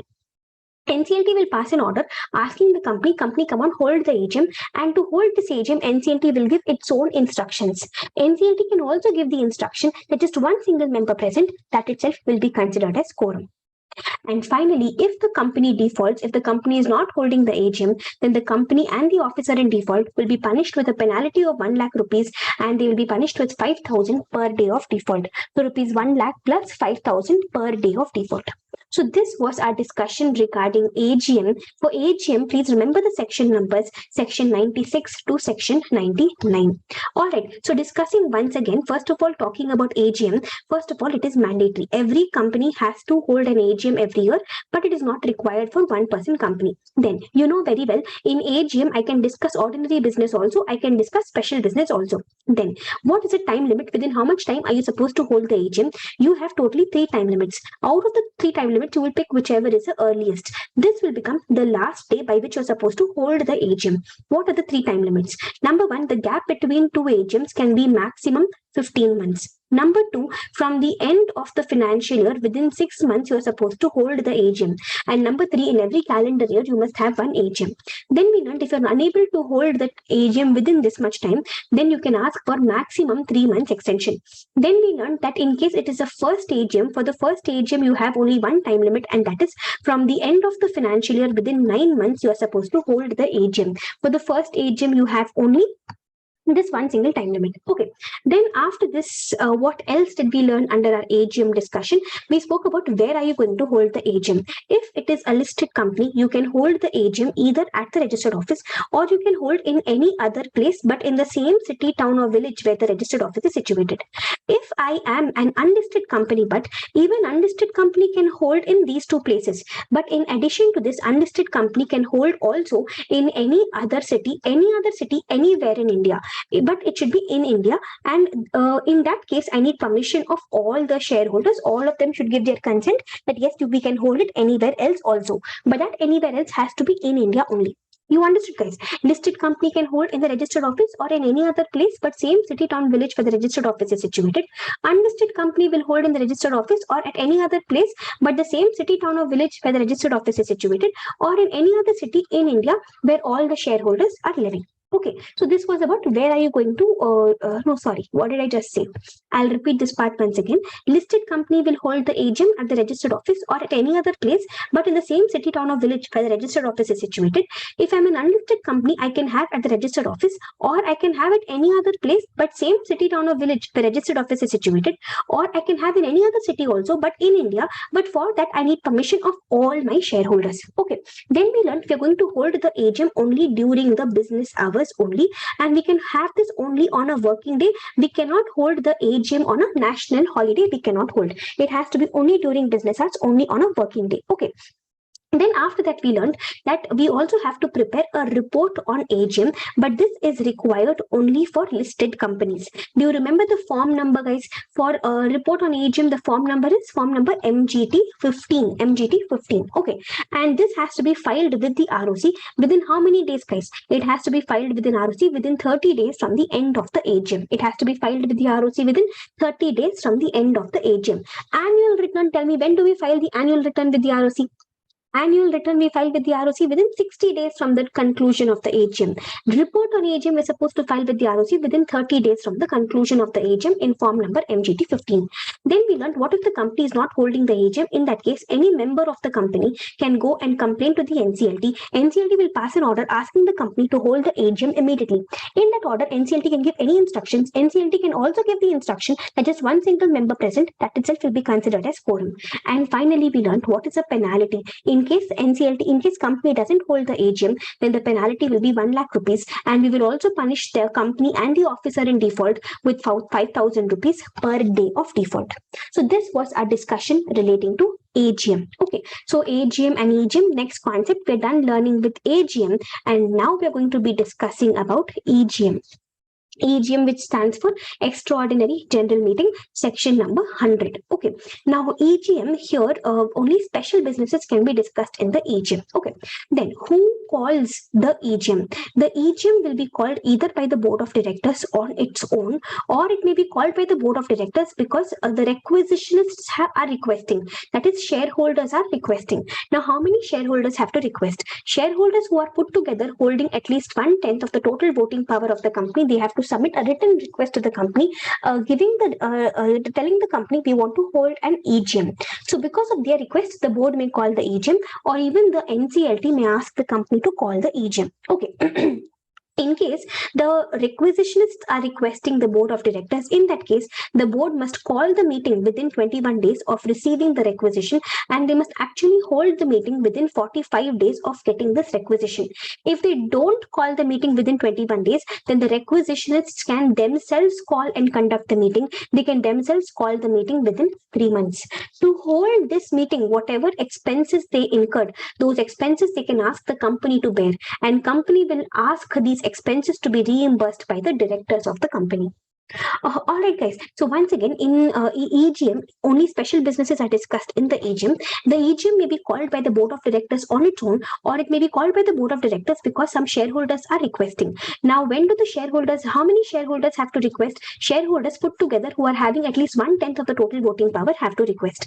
Now, when the shareholders are requesting, they just have to state what are the matters that they want to discuss. They don't have to give reasons that why do we want to discuss the matters. When they are requesting, in this request, they have to put what are the matters they want to discuss, but they don't have to put the reasons why they want to discuss those matters. Okay. If the shareholders are requesting, shareholders who are holding at least 1/10 of the total voting power, if they are requesting, then in that case, the board will actually call the meeting within 21 days and actually hold the meeting within 45 days. If the board doesn't call the meeting within 21 days, then those shareholders, they themselves can call and conduct the meeting within 3 months from the date on which they submitted the requisition to the company. For this meeting, whatever expenses those shareholders have incurred, they can ask the company to bear, and company will claim this money from the director's remuneration. But basically, end of the day, the directors will have to bear these expenses. Okay, then listen. If I'm holding the AGM, there is one point I forgot to tell you.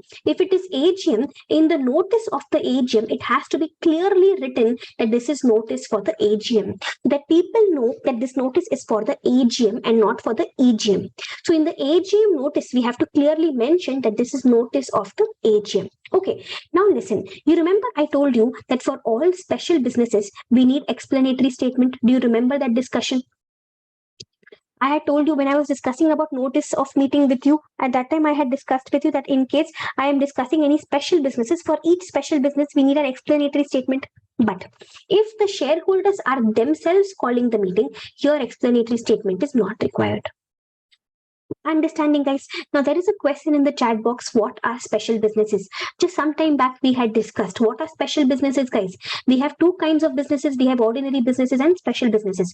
Ordinary businesses, number one, consideration and adoption of financial statements. Number two, declaration of dividend. Number three, appointment of directors. And number four, appointment of auditors and fixing their remuneration.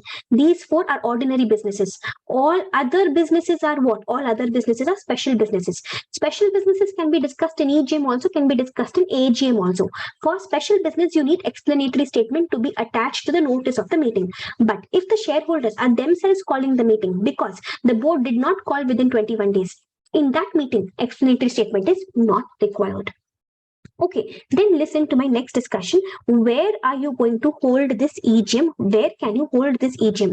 You can hold this EGM anywhere in India. Whether you're a listed company, whether you're an unlisted company, doesn't matter. You can have it anywhere in India. Okay, but in case the requisitionists are themselves calling the meeting, if the requisitionists are themselves calling the meeting because board did not call within 21 days, in that case, they will hold the meeting either in the registered office or they will hold the meeting in any other place, but in the same city, town, or village where the registered office is situated. Otherwise, EGM can be held anywhere. Only the requisitionists are themselves calling the meeting. Only then we will say that the meeting has to be held in the registered office or in any other place, but same city, town, or village where the registered office is situated. Then, if my company happens to be a wholly owned subsidiary and the holding company is a foreign company, if my company is a wholly owned subsidiary and the holding company is a foreign company, in that case, the meeting can be anywhere. The meeting can be outside India also. If it is a wholly owned subsidiary and the holding company is a foreign company, then the meeting can be anywhere. It can be outside India also. Even this meeting obviously has to be only during the business hours. It has to be only on a working day. It cannot be conducted on a holiday. Understanding, guys. Then in case the company defaults, okay, it's not holding the EGM, let us say, in that case any member of the company or any director of the company can complain to the NCLT, or the NCLT can also take action on its own. If you remember, in AGM I had told you that member has to go and complain to the NCLT, only then NCLT will take action. Under EGM, member can complain, director can complain, or even on its own NCLT can take action. NCLT can give an instruction to the company, come on, hold the EGM. NCLT can give any instruction to the company. NCLT can also say that just one single member present, either by person or by proxy, just one single member present, even that will be considered as quorum. This is allowed. So this was our discussion regarding EGM. Can we discuss this entire thing once again?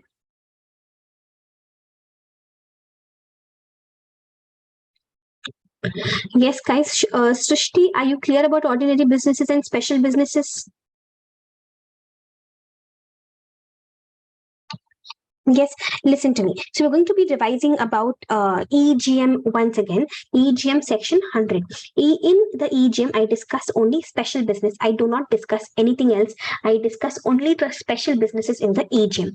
Now, who calls the EGM? Either the board of directors may call the EGM on their own, or the board of directors may call the EGM because shareholders are requesting. The shareholders who request, they are called as requisitionists. The requisitionists have to tell the board that what are the matters that they want to discuss. They don't have to say what are the reasons why they want to discuss these matters. But how many shareholders should request? Shareholders who are holding at least 1/10 of the total voting power should request, or even NCLT can call an EGM. If the requisitionists are requesting, then the board should actually call the EGM within 21 days and hold the meeting within 45 days. If the board doesn't call within 21 days, in that case, the shareholders will themselves call the meeting within 3 months. They will themselves call the meeting within 3 months. Okay. Then in that case, for this meeting, whatever expenses those shareholders have incurred, they can ask the company for reimbursement. Company will recover this money from the remuneration of directors. Then we learned in the AGM notice, we have to clearly mention that this notice for AGM. Then we learned if the shareholders are themselves calling the meeting, there, even if I'm talking about special businesses, I do not need an explanatory statement. Okay. Then we learned where are we going to hold the AGM? The AGM, we said it has to be held either in the registered office or in any other place, but same city, town, or village where registered office is situated. If it is an unlisted company, we can hold anywhere else in India where with the permission of all the shareholders. That was for AGM. Now, EGM doesn't matter whether listed or unlisted company. EGM I can hold anywhere in India. But if the requisitionists are themselves calling the meeting, why are they themselves calling the meeting? Because the board did not call within 21 days. In that case, the meeting has to be either in the registered office or in any other place, but same city, town, or village where the registered office is situated.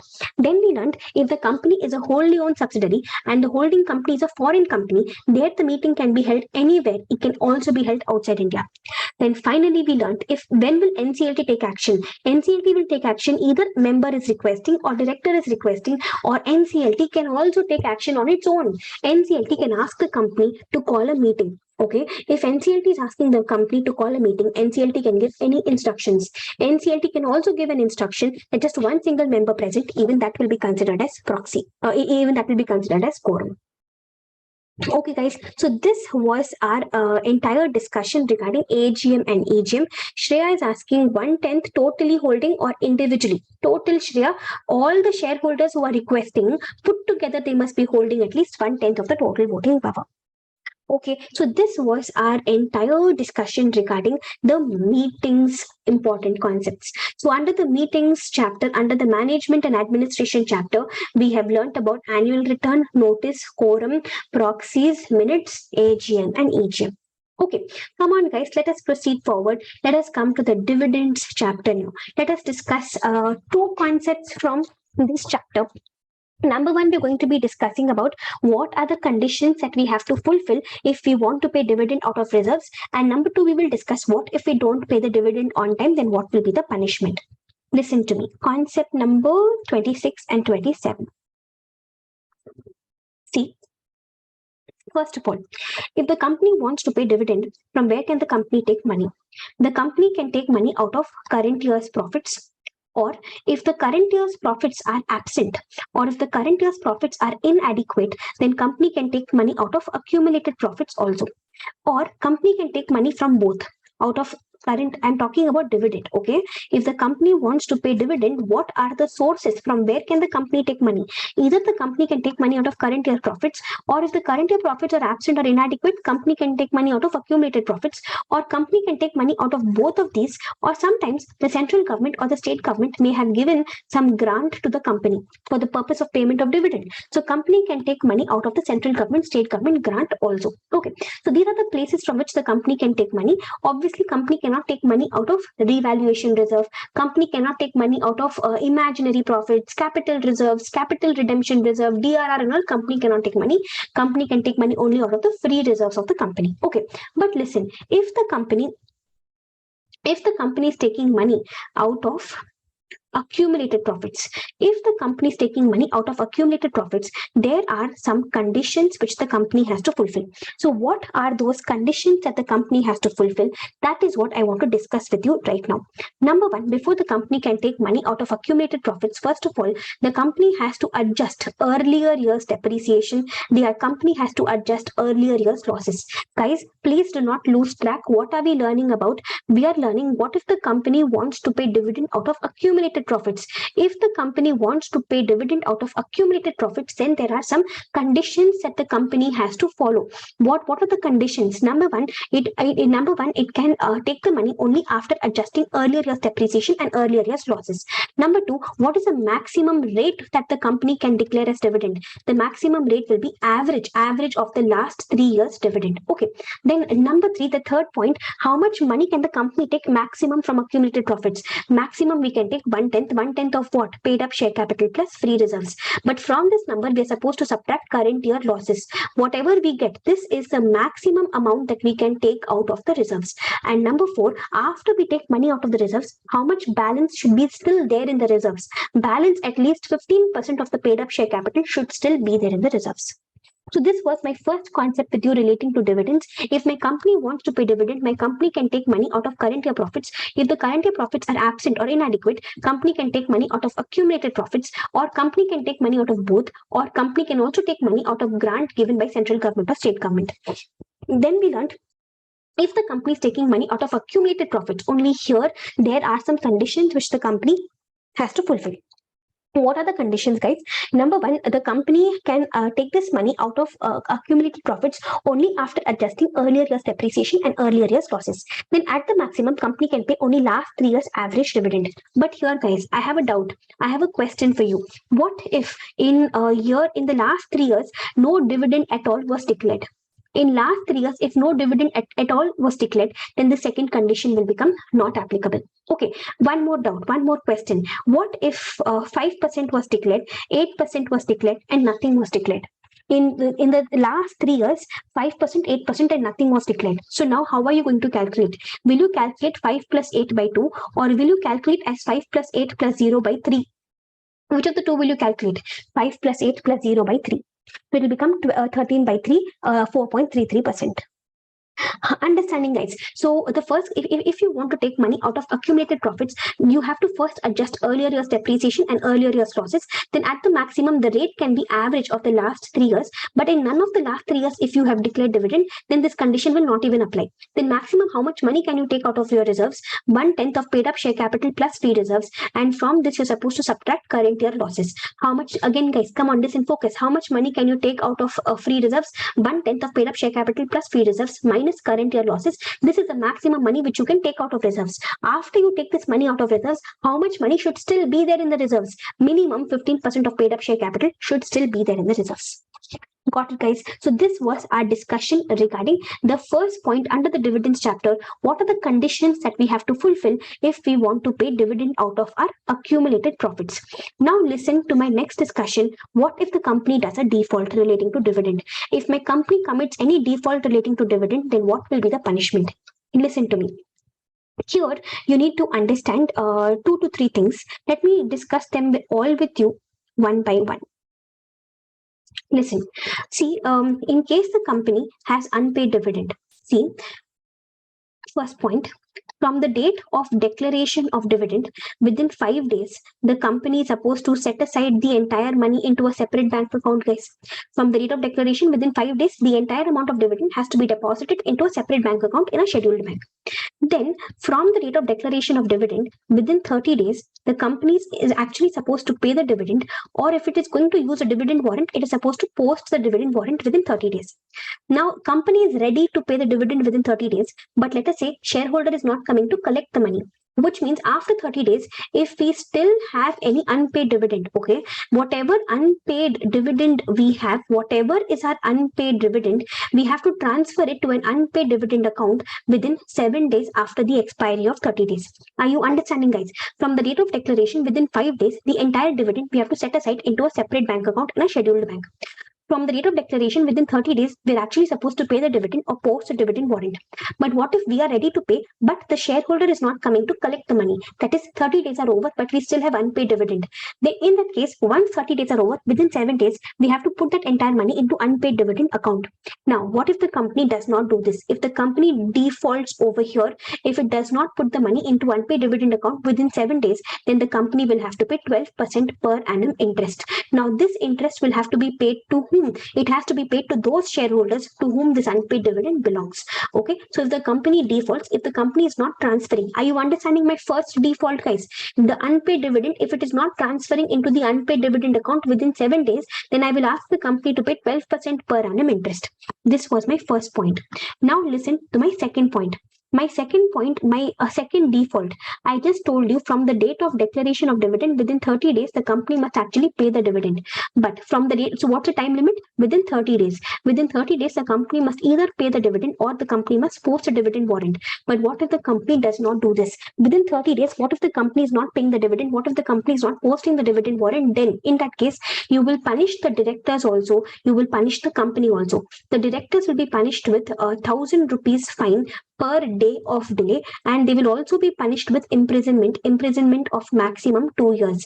It is fine and imprisonment, and the company will be punished with 18% per annum interest. Understanding? So I've discussed with you about two defaults. Number one, what if the company doesn't transfer the unpaid dividend into the unpaid dividend account within 7 days? In that case, 12% per annum interest company will have to pay. Then one more default I discussed, within 30 days, what if the company does not pay the dividend or does not post a dividend warrant? Then the directors and the officers in default will be punished with 1,000 rupees per day of delay, and also they will be imprisoned for maximum 2 years. The company will be punished with 18% per annum interest. Here 12% per annum interest, here 18% per annum interest. Is this also clear? Okay, but listen, there are 5 situations. In these 5 situations, no doubt the company did not pay the dividend. No doubt company did not post the dividend warrant, but still there will be no punishment. The company did not pay within 30 days, but still no punishment in 5 cases. Number 1, why did the company not pay within 30 days? Because of the operation of law. The law is not letting the company pay the dividend. Or why did the company not pay within 30 days? Because shareholder has given some instruction to the company, and that instruction cannot be complied with, and the company has also informed the shareholder that the instruction cannot be complied with. Number 3, a dispute is going on that who should receive dividend. Number 4, the shareholder also owes money to the company, and the company has set off the dividend against the money which the shareholder owes to the company. And lastly, any other matter which is beyond the powers of the company, any other matter which is not because of default of the company. For example, company wants to send the dividend by dividend warrant. Company wants to post the dividend warrant, but post office itself is on a strike. So even though the company wants to post the dividend warrant, post office itself is on a strike. It is not possible. So there it is any other matter. It is not, there is a delay, but the delay is not because of the company's fault. It is beyond the company's control that post office is on a strike. So in such cases, even though we did not pay the dividend within 30 days, even though we did not post the dividend warrant within 30 days, we will not punish the directors, we will not punish the company. What are the 5 cases, guys? We did not pay the dividend because of operation of law, or the shareholders had given some instructions, we cannot comply with the instructions, and so we have informed the shareholder that we are not able to pay you dividend. Number 3, some dispute is going on. Number 4, company has set off the dividend money against money which shareholder owes to the company. And number 5, any other matter which is not the default of the company. In these cases, we will not punish the company. In these cases, even though the company did not pay the dividend within 30 days, we will still not punish the company. Is this crystal clear? Everybody, yes guys, so we have discussed two concepts under dividend. First of all, we discussed what are the conditions that we have to follow in case we want to pay dividend out of accumulated profits, and then we learned what are the punishments that are applicable under the dividends chapter. Punishments under the dividend chapter are very, very important. Unpaid dividend account, 12% per annum. If the company doesn't pay within 30 days, 18% per annum. Okay, guys, so this was our discussion regarding two concepts from the dividends chapter. Now, listen, I'm starting for you the next set of concepts from the accounts of companies chapter. Our next discussion is going to be about section 129 financial statements, section 129A periodical financial statements, and lastly, penalty for non-compliance relating to financial statements. Let us discuss these points one after the other. First of all, what do you mean by financial statements? Now, financial statements contain totally 5 components. Number 1, I will include in it the P&L account. Number 2, the balance sheet. Number 3, the cash flow statement. Number 4, the notes to accounts, the explanatory. We don't say notes to accounts over here. We call it as explanatory notes to the balance sheet. And number 5, statement. Statement of what? Statement of changes in equity. So these are your 5 components of financial statements. But cash flow statement is not required if your company is a 1-person company. It is not required if your company is a small company. It is not required if your company is a dormant company. It is also not required if your company is a private company which is recognized as a startup by DIPP. So in these 4 cases, I don't need a cash flow statement. This is my first point. Now listen to my second point. The financial statements have to be as per Schedule 3. But Schedule 3 is not going to apply, number 1, to banks. It is also not going to apply to insurance companies. It is also not going to apply to electricity companies. Number 3, these financial statements have to be as per the accounting standards. But if we are not able to follow accounting standards, we must disclose the fact that we deviated from the accounting standards. We have to give the reasons for the deviation. And number 3, we also have to give the financial effect of this deviation. Okay, then listen to my next point. These financial statements are always prepared by whom? The financial statements are prepared by whom? They are prepared by the company. Then they are approved. They are approved by whom? They are approved by the shareholders. Then they are signed or they are authenticated. They are signed by whom? You have 2 options over here. Guys, are you aware about the signing and authentication of the financial statements? Yes, who signs them? Who authenticates them? Tell me, you have 2 options. What are the 2 options, guys? In my first option, who signs? The chairperson, the chairperson of the board of directors. Okay, not the chairperson of the board of directors, we should say chairperson of the company. Either the chairperson of the company and the CEO and the CFO and the company secretary. In the second option, who signs? 2 directors of the company will sign, one of whom will be managing director and CEO and CFO and company secretary. So it has to be prepared by the company. It has to be approved. Guys, I made a mistake over here. Please make a note. It has to be approved by board of directors, not by shareholders. It has to be approved by board of directors. Then it has to be signed by chairperson of the company, CEO, CFO and company secretary. Or it has to be signed by 2 directors, one of whom will be managing director, CEO, CFO and company secretary. Once it is signed by these people, then we will send it to the audit for audit. We will send it to the auditor for audit. And who will be the auditor, guys? A chartered accountant, only a practicing chartered accountant. After the audit is over, we will send a copy of the financial statements to all the members of the company. We will send them a copy of the audited financial statements. Okay. Then we will hold the AGM. In the AGM, the financial statements will be adopted. This is also called as consideration of financial statements. This is also called as laying of financial statements. This we also discussed some time back. It comes under ordinary businesses. Okay. Then once the AGM is held, from the date of the AGM, within 30 days, a copy of the financial statements we will file with the ROC. So this is the entire set of process relating to financial statements. Okay, so come on guys, still here, let us understand first. So financial statements will include P&L account, balance sheet, cash flow statement, explanatory notes, and statement of changes in equity. Then we discussed that these financial statements have to be prepared on the basis of Schedule 3 format. They have to be prepared on Schedule 3 format, and then we learned that we also have to follow accounting standards. But in case we don't follow accounting standards, then we have to disclose the reason that we did the deviation from the accounting standards, the reason why we did not follow the accounting standards, and number 3, financial effects of not following the accounting standards. We also studied in between Schedule 3 is not applicable to banks, insurance companies, and electricity companies. Then we learned the entire process relating to financial statements. We said it's prepared by the company, it is approved by the board of directors. It is signed by either the chairperson of the company and CEO, CFO, company secretary, or it is signed by 2 directors, one of whom is managing director and CEO, CFO, and company secretary. So these 3 remain the same in both my options. Then we learned we send it to the auditor for the audit. Then a copy of the financial statements we send to the shareholders, and then we adopt the financial statements in the AGM. Adoption is done by whom? Adoption is done by the shareholders. In other words, the shareholders say that yes, they are okay with the financial statements. So the financial statements are adopted or considered, or they are laid down in the AGM. And then from the date of the AGM, within 30 days, we file with the ROC. So do you agree that when I file with the ROC, I am filing audited and adopted financial statements, guys? When I'm filing with the ROC, before that, they're already audited, they're already adopted. So what am I filing with the ROC? I'm filing audited and adopted financial statements with the ROC. Okay, then listen to my next point relating to CFS, relating to financial statements. If my company has a subsidiary company, or if my company has an associate company, then my company will have to prepare consolidated financial statements also. So in that case, my company will have to prepare totally 3 things. It will prepare its own financial statements, which will be called as standalone. There's a power cut. Give me a moment.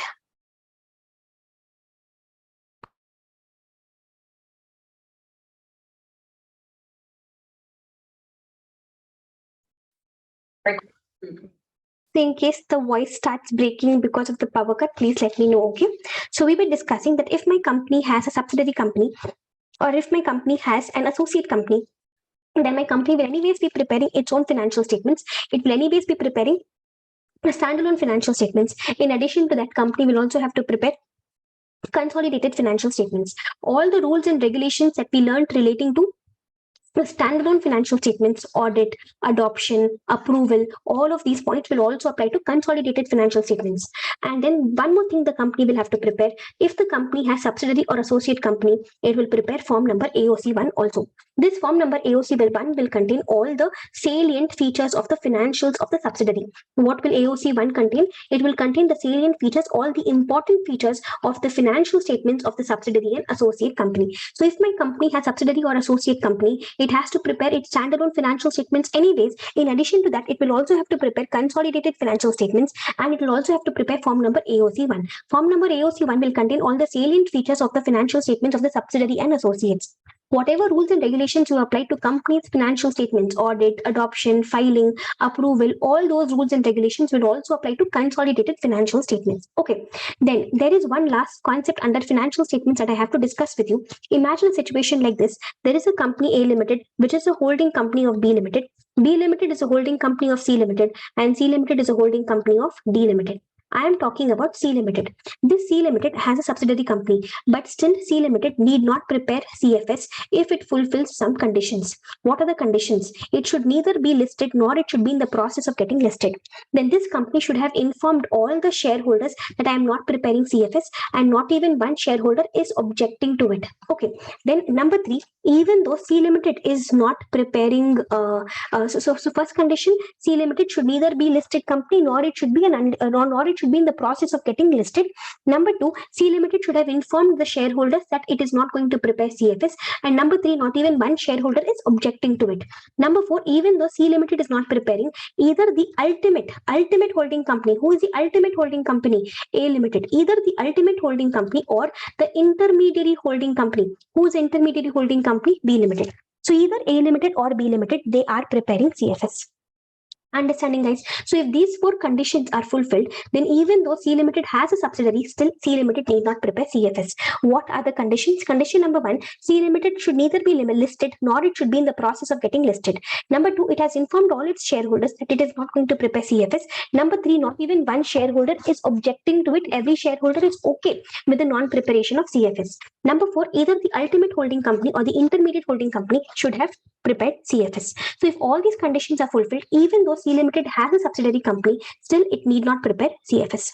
So this was my discussion regarding financial statements, section 129. We've learned what are financial statements. We have spoken about schedule 3. We spoke about accounting standards. Then we spoke about the entire sequence, entire process relating to financial statements. Then the last part, let me give you a revision once again. If my company has a subsidiary company, if my company has an associate company, it will anyways prepare its standalone financial statements. In addition to that, it also has to prepare consolidated financial statements, and it also has to prepare form number AOC1. Form number AOC1 will contain all the salient features, all the important features of the financial statements of the subsidiary and associate company. Then we learned that in case my company is C Limited, it has a subsidiary D Limited, but still it need not prepare CFS if it is neither listed nor is it in the process of getting listed. It has informed all the shareholders, see, I'm not going to prepare CFS, and not even one shareholder is objecting to it. And even though C Limited is not preparing CFS, the company right on top, the ultimate holding company A Limited or the intermediary holding company B Limited, they are preparing CFS. So guys, did you all understand my entire discussion relating to financial statements? Okay, now in the same concept, I also want to discuss with you about section 129A also. So here, first of all, we discussed about section 129 financial statements. Now we're going to talk about section 129A, which talks about periodical financial statements. Now this concept is applicable only to unlisted companies. If the central government asks unlisted companies, then even unlisted company has to prepare a periodical financial statements. Even these periodical financial statements have to be approved by the board. Even they have to be audited by the auditor. And even over here, we have to file a copy with the ROC. We will see what is a period. Once that period is over, within 30 days, a copy has to be filed with the ROC. So if the central government asks unlisted companies, please remember 129A is only for unlisted companies. Under 129A, central government can ask unlisted companies also to prepare periodical financial statements. We can ask even unlisted companies to prepare periodical financial statements. Listed companies are anyways preparing periodical financial statements under the SEBI rules and regulations. Under section 129A, we can ask even unlisted companies to prepare periodical financial statements. These periodical financial statements also have to be audited. They have to be approved. All the rules and regulations will apply to these periodical financial statements also. They also have to be filed with the ROC. Within how much time will you file them with the ROC? You will file them with the ROC within 30 days from the end of the period. Like for example, if it is quarterly financial statements, once a quarter is over, within 30 days, we have to file them with the ROC. Okay, then one last point. What if there is a violation? What if any of these rules you don't follow? Then what will be the penalty and who will be punished? See, the managing director will be punished. The whole-time director who is in charge of finance will be punished. Then the CFO of the company will be punished. And in addition to that, any other officer who was made responsible by the board of directors for this purpose, all of them will be punished. Now, what will be the punishment? The punishment will be minimum 50,000 rupees and maximum 5 lakh rupees. Minimum 50,000 rupees and maximum 5 lakh rupees. This much penalty will arise. So this was my discussion regarding financial statement section 129. So see, what are the things that we've learned about over here? We have learned about section 129. We have spoken about section 129A, and we've also discussed about the penalty for non-compliance. So 3 concepts we have learned under this particular point. Section 129, we spoke about financial statements. We also spoke about consolidated financial statements indirectly. We discussed about 129A, which talks about periodical financial statements. Remember, from the end of the period, within 30 days, we are supposed to file the periodical financial statements with the ROC. And then we also learned the penalty. The managing director, the whole-time director who is in charge of finance, the CFO, and any other officer who is made responsible by the board of directors, all of them will be punished with a fine of minimum 50,000 and maximum 5 lakh rupees. Okay, so this was our discussion regarding section 129, 129A, penalty for non-compliance. Now listen to my next discussion My next discussion is relating to director's responsibility statement. Now, this director's responsibility statement has to be a part of the board report. Now, in this director's responsibility statement, what are the things that you write? If you look at your institute study material, 4 to 5 big points are given. But what I generally do is I split those 4 to 5 points into 9 smaller points. It will be easier for us to remember 9 smaller points than remembering 5 big points. So, what are the contents of the director's responsibility statement? We'll be learning 10 we'll be learning 9 small points, and the hint to remember the 9 small points is 4 A's FICGJ. 4 A's FICGJ. 4 A's FICGJ. So, what are we learning about director's responsibility statement? What are the contents of director's responsibility statement? This is nothing but the 9 duties, the 9 responsibilities of the directors, and the directors are mentioning in the statement that yes, we have fulfilled these responsibilities. Number one, yes, the accounts, the financial statements are as per the accounting standards. Number two, the accounting policies, we have selected the accounting policies and we are applying the accounting policies consistently. We have selected the accounting policies and we are applying the accounting policies consistently. Number three, we have taken proper and sufficient care in preparing accounting records. Number four, we have taken proper and sufficient care in safeguarding the assets of the company. Number five, we have taken proper and sufficient care relating to preventing and detecting frauds in the company. So 3 points relating to proper and sufficient care. Then we have adequate and effective internal financial controls. Then we have adequate and effective compliance systems in the company. Then G, we have prepared our accounts on the basis of going concern basis. And number four, whatever judgments and estimates we have made, they are all reasonable and prudent. So these are the 10 points which you will write in the director's responsibility statement, and this director's responsibility statement will be a part of the board report.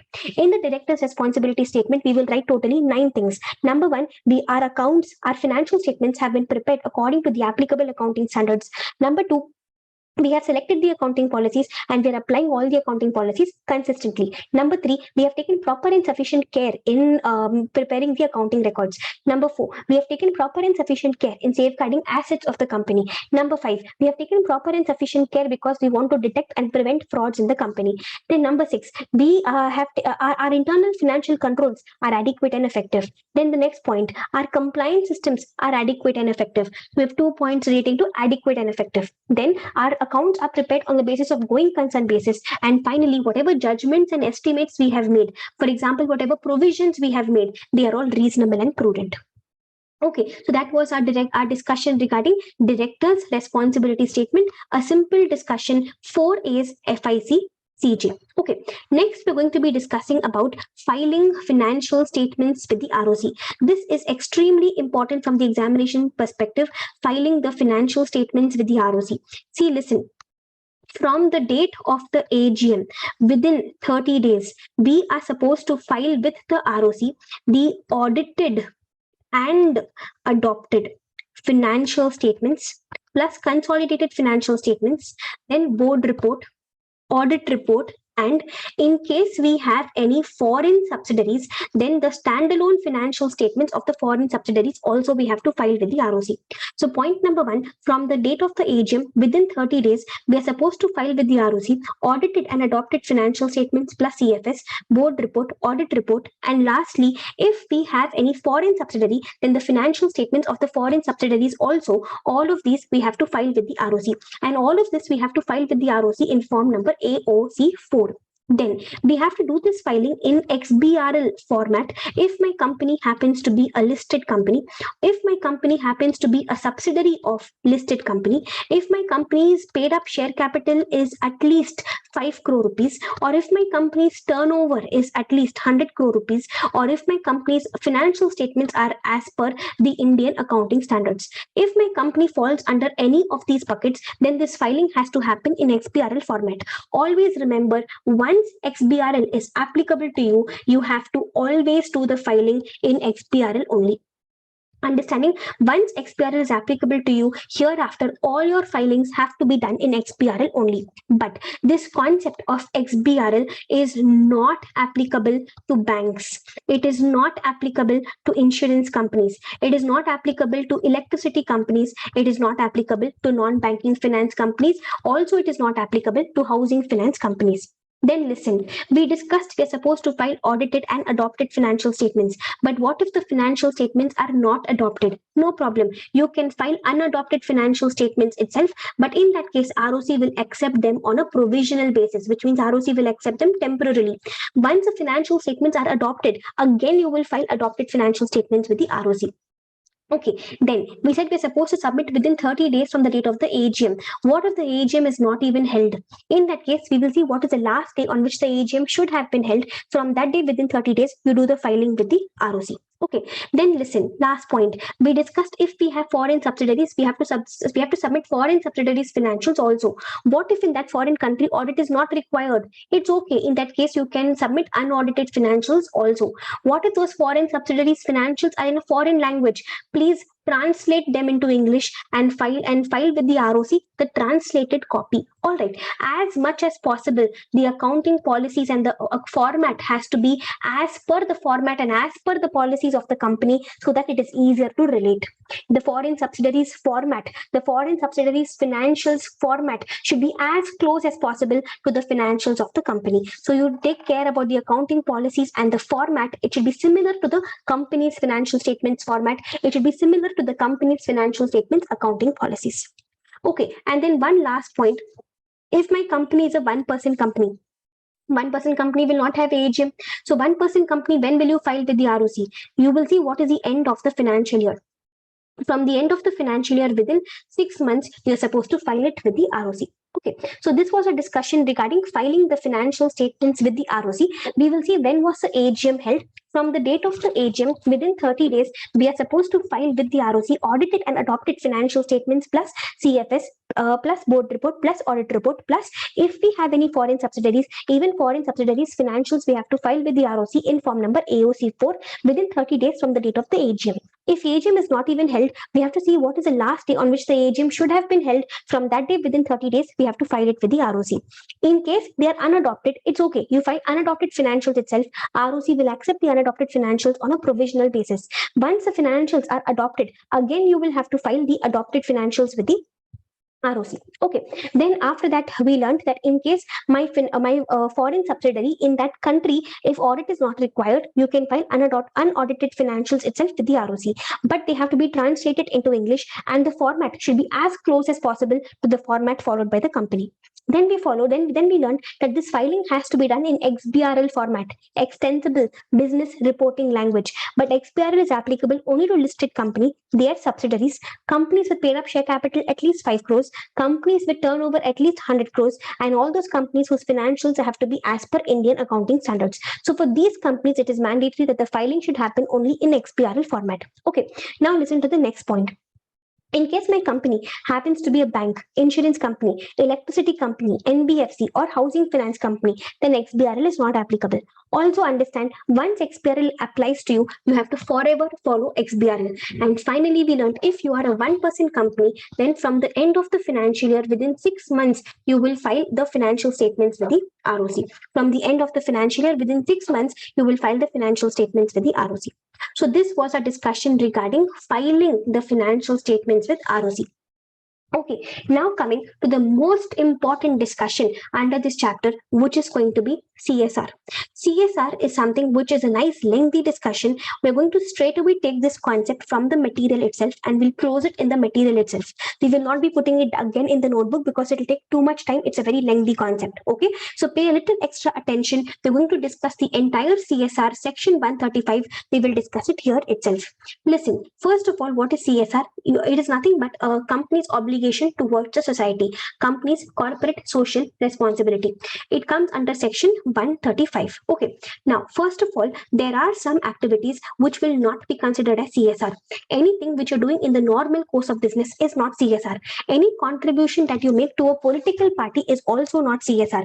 Any activity you do which is going to benefit just the employees of the company is not CSR. Any activity which you undertake outside India is not CSR. The activity has to be in India. Any activity because of which you are getting marketing benefit, any sponsorship activity because of which you're getting marketing benefit will also not be considered as CSR. And lastly, any activity which you're doing because of your statutory obligations will also not be considered as CSR. So these are 6 activities which will not be considered as CSR. Number 1, activities which are doing as a part of your day-to-day business. Number 2, activities which are doing in the form of contribution to political parties. Number 3, any activity which is benefiting just the employees of the company. Number 4, any activity which you're doing outside India. Number 5, any sponsorship activity that you're doing because of which you're getting marketing benefits. And then finally, any activity you're doing because of a statutory obligations. These activities will not be considered as statutory. These activities will not be considered as CSR. Understanding, guys?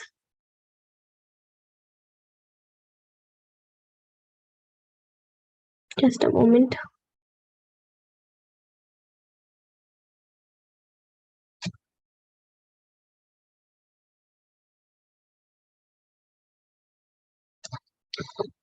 Just a moment, guys. I'm just changing the network again.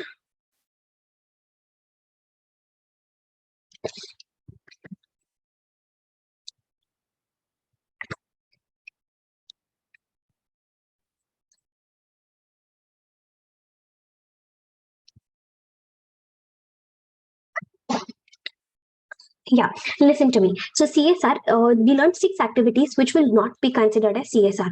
Then listen, any salary which we are paying to our CSR staff, any salary which we pay to our CSR staff and volunteers, it will be considered as CSR expenditure. Then third point, my company has an option. Instead of thinking what CSR activity to do, and instead of doing that CSR activity, company can simply go and donate money to the corpus of implementing agency. Now, what are implementing agencies? Implementing agencies include 3 things: trust, society, and Section 8 company. So company has a choice. Either the company can contribute money either the company can do CSR activity, or it can simply go and contribute money into the corpus of trust, society, or Section 8 company. Even that will be considered as CSR. Then minimum, how much money is a company supposed to spend on CSR? Minimum, the company is supposed to spend 2% of the average net profit of the last 3 years. Last 3 years average net profit, 2% of that much money company has to minimum spend on CSR. What if the company spends more than 2%? In that case, whatever excess the company has spent, the company can set it off against maximum next 3 years. So next 3 years, company can spend to that extent, lesser money company can spend lesser money. So whatever extra money the company has spent, the company can set off that extra money across the next 3 years. But what if the company spends lesser money? If the company spends lesser money, we will see why did the company spend lesser money? Is it because of an ongoing project, or is it not because of an ongoing project? If it is because of an ongoing project is nothing but a multi-year project which will take up to 3 years to get completed. So if the company spent lesser money because of an ongoing project, then from the end of the financial year, within 30 days, we will see what is the shortfall amount. That shortfall amount will be transferred into unspent CSR account. Then that money has to be used within the next 3 years. After 3 years, we will come and see, is there any money still left in the unspent CSR account? The balance money within the next 30 days, we will put into Schedule 7 fund. So if the company has spent more money, we will let the company set off the excess money across the next 3 years. But if the company has spent lesser money, then we will see why did the company spend lesser money? Is it because of an ongoing project, or is it not because of an ongoing project? Ongoing project is nothing but a multi-year project which will take up to 3 years to be completed. If it is because of ongoing project that the company spent lesser money, then we will see what is the shortfall. Within 30 days from the end of the year, the shortfall we will transfer into unspent CSR account. We have to use this money within the next 3 years. After 3 years, if money is still left in this account unutilized, then that remaining unutilized money we have to transfer into Schedule 7 fund within 30 days after the expiry of the 3 years. But if we spent lesser money and not because of ongoing project, then from the end of the financial year, within 6 months, we have to put the shortfall money into the Schedule 7 fund. Okay, then after this, coming to the next point, what if the company does any violation relating to CSR? What if the company is spending lesser money? What if the company is not spending 2% on CSR? Then the company will be punished, even officer in default will be punished. What will be the punishment? 2 times of the shortfall money or 1 crore rupees, whichever is lesser for the company. For officer in default, 1/10 of the shortfall money or 2 lakh rupees, whichever is lesser. So the company will be punished, even the officer in default will be punished. Company will be punished with 2 times of the shortfall amount or 1 crore rupees, whichever is lesser. Officer in default will be punished with 1/10 of the shortfall money or 2 lakh rupees, whichever is lesser. Okay. Then in case because of CSR, if the company makes any money through CSR, then whatever surplus money, whatever profit the company has made because of CSR, it will not become the business profit of the company. From this profit, the company cannot pay dividend and all. So because of CSR, whatever profit the company has made, either that profit has to be put back into the same CSR project, or we have to put this money into unspent CSR account and use the money for some CSR activity, or we have to put this money into Schedule 7 fund. But this profit will not become business profit of the company. This profit cannot be used to pay dividend and all. So whatever profit the company has made through CSR, that money has to be put back into the same CSR project, or it has to be put into unspent CSR account, or it has to be transferred into Schedule 7 fund. Okay, then going forward to our next discussion, if the company is going to spend at least 50 lakh rupees on CSR, then the company needs a CSR committee. So CSR committee is not required for every company. It is required only if the company is going to spend at least 50 lakhs on CSR. In that case, we need a CSR committee. This CSR committee will make the CSR policy. It will recommend how much amount we should spend on CSR. It will monitor the CSR policy, and it will also prepare something called as annual action plan, which we will be discussing a little later. Then in the CSR committee, who and all will be there? It depends upon what kind of a company. If it's a listed company, then in the CSR committee, we will have at least 3 directors, one of whom will be independent director. If it's an unlisted public company, we will have to check, does a company have independent directors or no independent directors? If it has independent directors, then same thing, 3 directors, one of whom is independent directors. If there are no independent directors, then we need minimum 2 directors in the CSR committee. If the company is a private company, it will anyways not have independent directors, so I need at least 2 directors in the CSR committee. If it is a foreign company, I need any 2 people in the CSR committee. One of them should be a resident who is authorized by the foreign company, and the other one will be nominated by the foreign company. So if it's a foreign company, I need at least 2 people in the CSR committee, one of whom should be a resident of India authorized by the foreign company, and the other one will also be nominated by the foreign company. Okay, but CSR is not applicable to every company. CSR is applicable to you only if your net worth is at least 500 crores, or your turnover is at least 1000 crores, or your net profit is at least 5 crores in the preceding financial year, not in the current year. In the last year, if your net worth is at least 500 crores, or turnover is at least 1000 crores, or net profit is at least 5 crores, only then CSR is applicable to you. But how do you calculate net worth? Net worth will be nothing but paid up share capital plus free reserves plus securities premium minus accumulated losses minus deferred expenses minus miscellaneous expenses not written off. What is net worth? Net worth will be paid up share capital plus free reserves plus securities premium minus accumulated losses minus deferred expenses minus miscellaneous expenses not written off. Then how do you calculate net profit? Net profit is always net profit before tax. It is always net profit before losses. So net profit is always net profit before tax, before losses. Okay, when you're calculating this net profit, you will not consider the profit of foreign branches. When you're calculating this net profit, you will not consider dividend income from other Indian companies who are following CSR. So net profit will not include net profit of foreign branches. Also, net profit will not include dividend income, which we have received from other Indian companies who are following CSR. Okay, then coming to the next discussion, in the CSR policy, what and all will be right? In the CSR policy, we will write totally 3 things. Number 1, what is the approach and the direction that the board of directors is following in relation to CSR? Number 2, what is the guiding principle on the basis of which they are selecting, implementing, and monitoring CSR policy? Number 3, an annual action plan. So in the CSR policy, we will write totally 3 things. Number 1, what is the approach and the direction that the board of directors is following relating to CSR? Number 2, what are the guiding principles relating to CSR? And number 3, what is the annual action plan? Now, what is annual action plan? Annual action plan contains what are the CSR projects and programs that we're going to be doing. How are we going to execute them?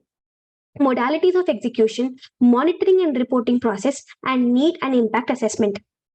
This need and impact assessment is the most important point, which we will keep it pending for now. We will be discussing about need and impact assessment in full detail just a little later. So what are the things that I will put in this annual action plan? What are the CSR projects and programs that we're going to be doing? What's the manner in which we're going to execute them? What's the implementation schedule? When will we start and when will we end the CSR project? Monitoring process, and finally something called as need and impact assessment. So these things we will put in the annual action plan. So CSR policy will contain totally three things. Number one, approach and direction followed by the board. Number two, what are the guiding principles on which basis they select, implement, and monitor the CSR policy. And number three, the annual action plan. So these three things will be a part of the CSR policy. And who prepares the CSR policy? The CSR committee. Okay. Now, till here, shall we revise the entire CSR first? Then we will proceed forward. Till here, let us spend some time. Till here, let us revise CSR fully first, and then we will go to the rest of the discussion. Okay. So what are the points we've learned under CSR? First of all, we learned the section 135. Then we discussed there are 6 activities which will not be considered as CSR. Number one, any activity which the company is doing in the normal course of business. Number two, any political party contribution. Number three, any activity which is going to benefit just the employees of the company. Number four, any activity outside India. Number five, any sponsorship activity through which the company is getting marketing benefits. And number six, any activity which the company is doing just because of a statutory obligation, just because the law is asking the company to do it. That is why the company is doing it. These 6 activities will not be considered as CSR. Then we learned if the company is paying salary to CSR staff and to CSR employees, even that will be considered as CSR. Then we learned the third point, company has an option. Either the company can do CSR activity on its own, or the company can simply go and donate money to the corpus of implementing agency, that is to the corpus of trust society and section 8 companies. These companies will use the money for CSR activities. So either the company can do CSR activities on its own, or it can simply go and donate money to these 3 companies. Number 4, we said, how much money do we have to spend on CSR? We have to see last 3 years, how much net profit has the company made, find the average net profit of the last 3 years, find 2% of that. So 2% of the average net profits of the last 3 years, that's going to be the minimum amount which the company has to spend on CSR. But if the company spends extra money, if it spends more than 2%, then whatever is excess money, it can be set off across the requirement of the next 3 years. But what if the company spends lesser money? We will see, is it because of an ongoing project or is it not because of an ongoing project? If it is because of an ongoing project, then from the end of the year, within 30 days, we will put the unspent money, we will invest the shortfall money into unspent CSR account. Unspent CSR account within 30 days from the end of the year. Then whatever money we have put in the unspent CSR account, across the next 3 years, we have to use it for CSR. After 3 years, if money is still there unused in that account, we have to then within the next 30 days put it into Schedule 7 fund. If we spent lesser money and that is not because of an ongoing project, in that case, from the end of the year, within 6 months, we have to put the money into Schedule 7 fund. Ongoing project is nothing but a multi-year project which takes up to 3 years to get completed. Okay. Then we learned about the penalty. If the company does not spend the 2% number, we will punish the company. What will be the punishment? The punishment is going to be, the company will be punished with 2 times of the shortfall amount or 1/4, whichever is lesser. Officer in default will be punished with 1/10 of the shortfall amount or 2 lakh rupees, whichever is lesser. A company will be punished with 2 lakhs, with 2 times the shortfall amount or 1 crore, whichever is lesser. Officer in default will be punished with 1/10 of the shortfall amount or 2 lakhs, whichever is lesser. Then we learned because of CSR, if we make any profit because of CSR, it is not business profit of the company. From the profit, we cannot declare dividend and all. Then what to do with that profit?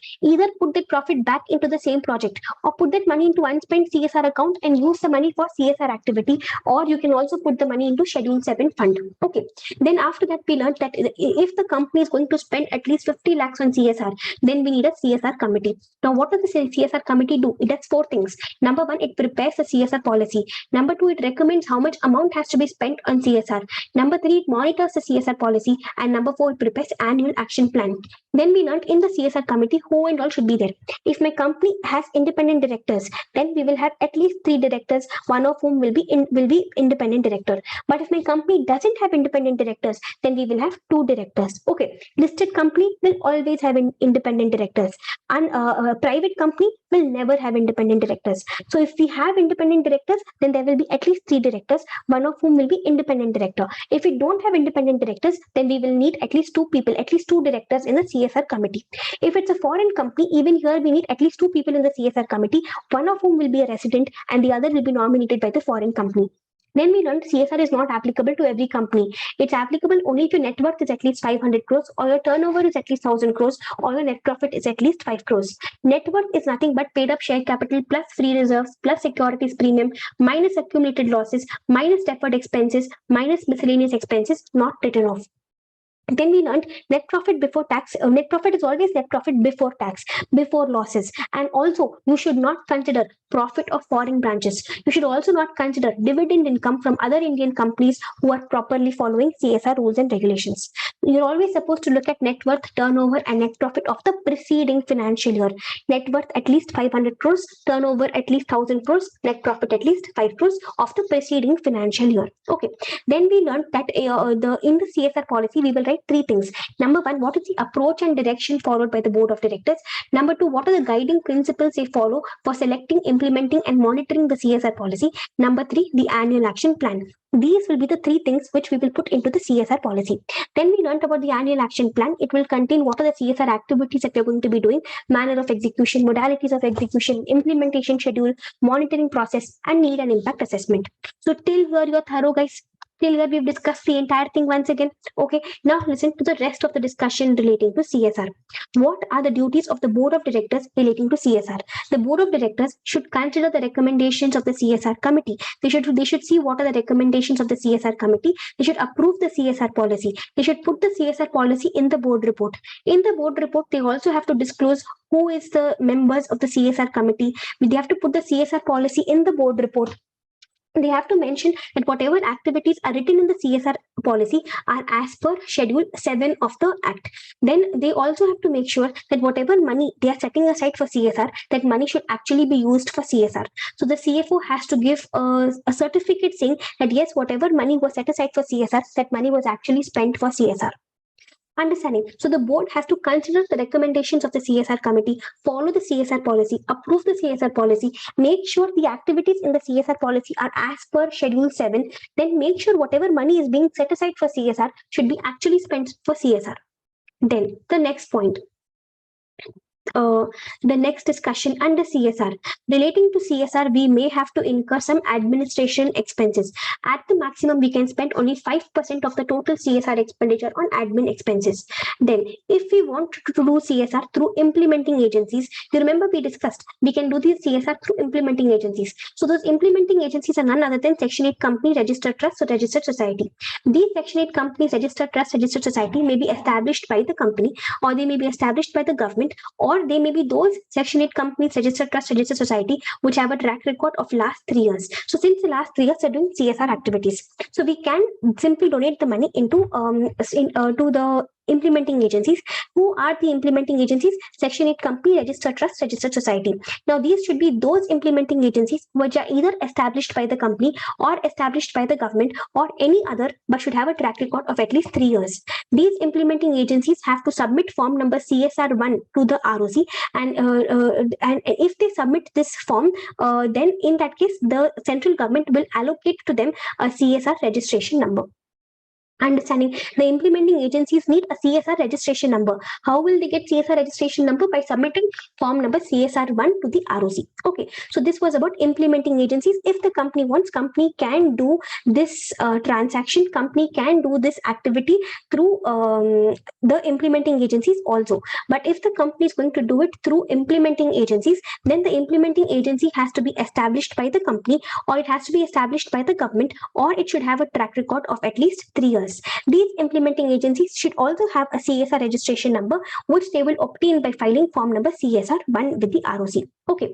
Then after this, coming to the next point, the company will have to prepare a CSR report. Now relating to this, number one, it has to prepare an annual report. In this annual report, it will put all the details about the CSR activities done during the year.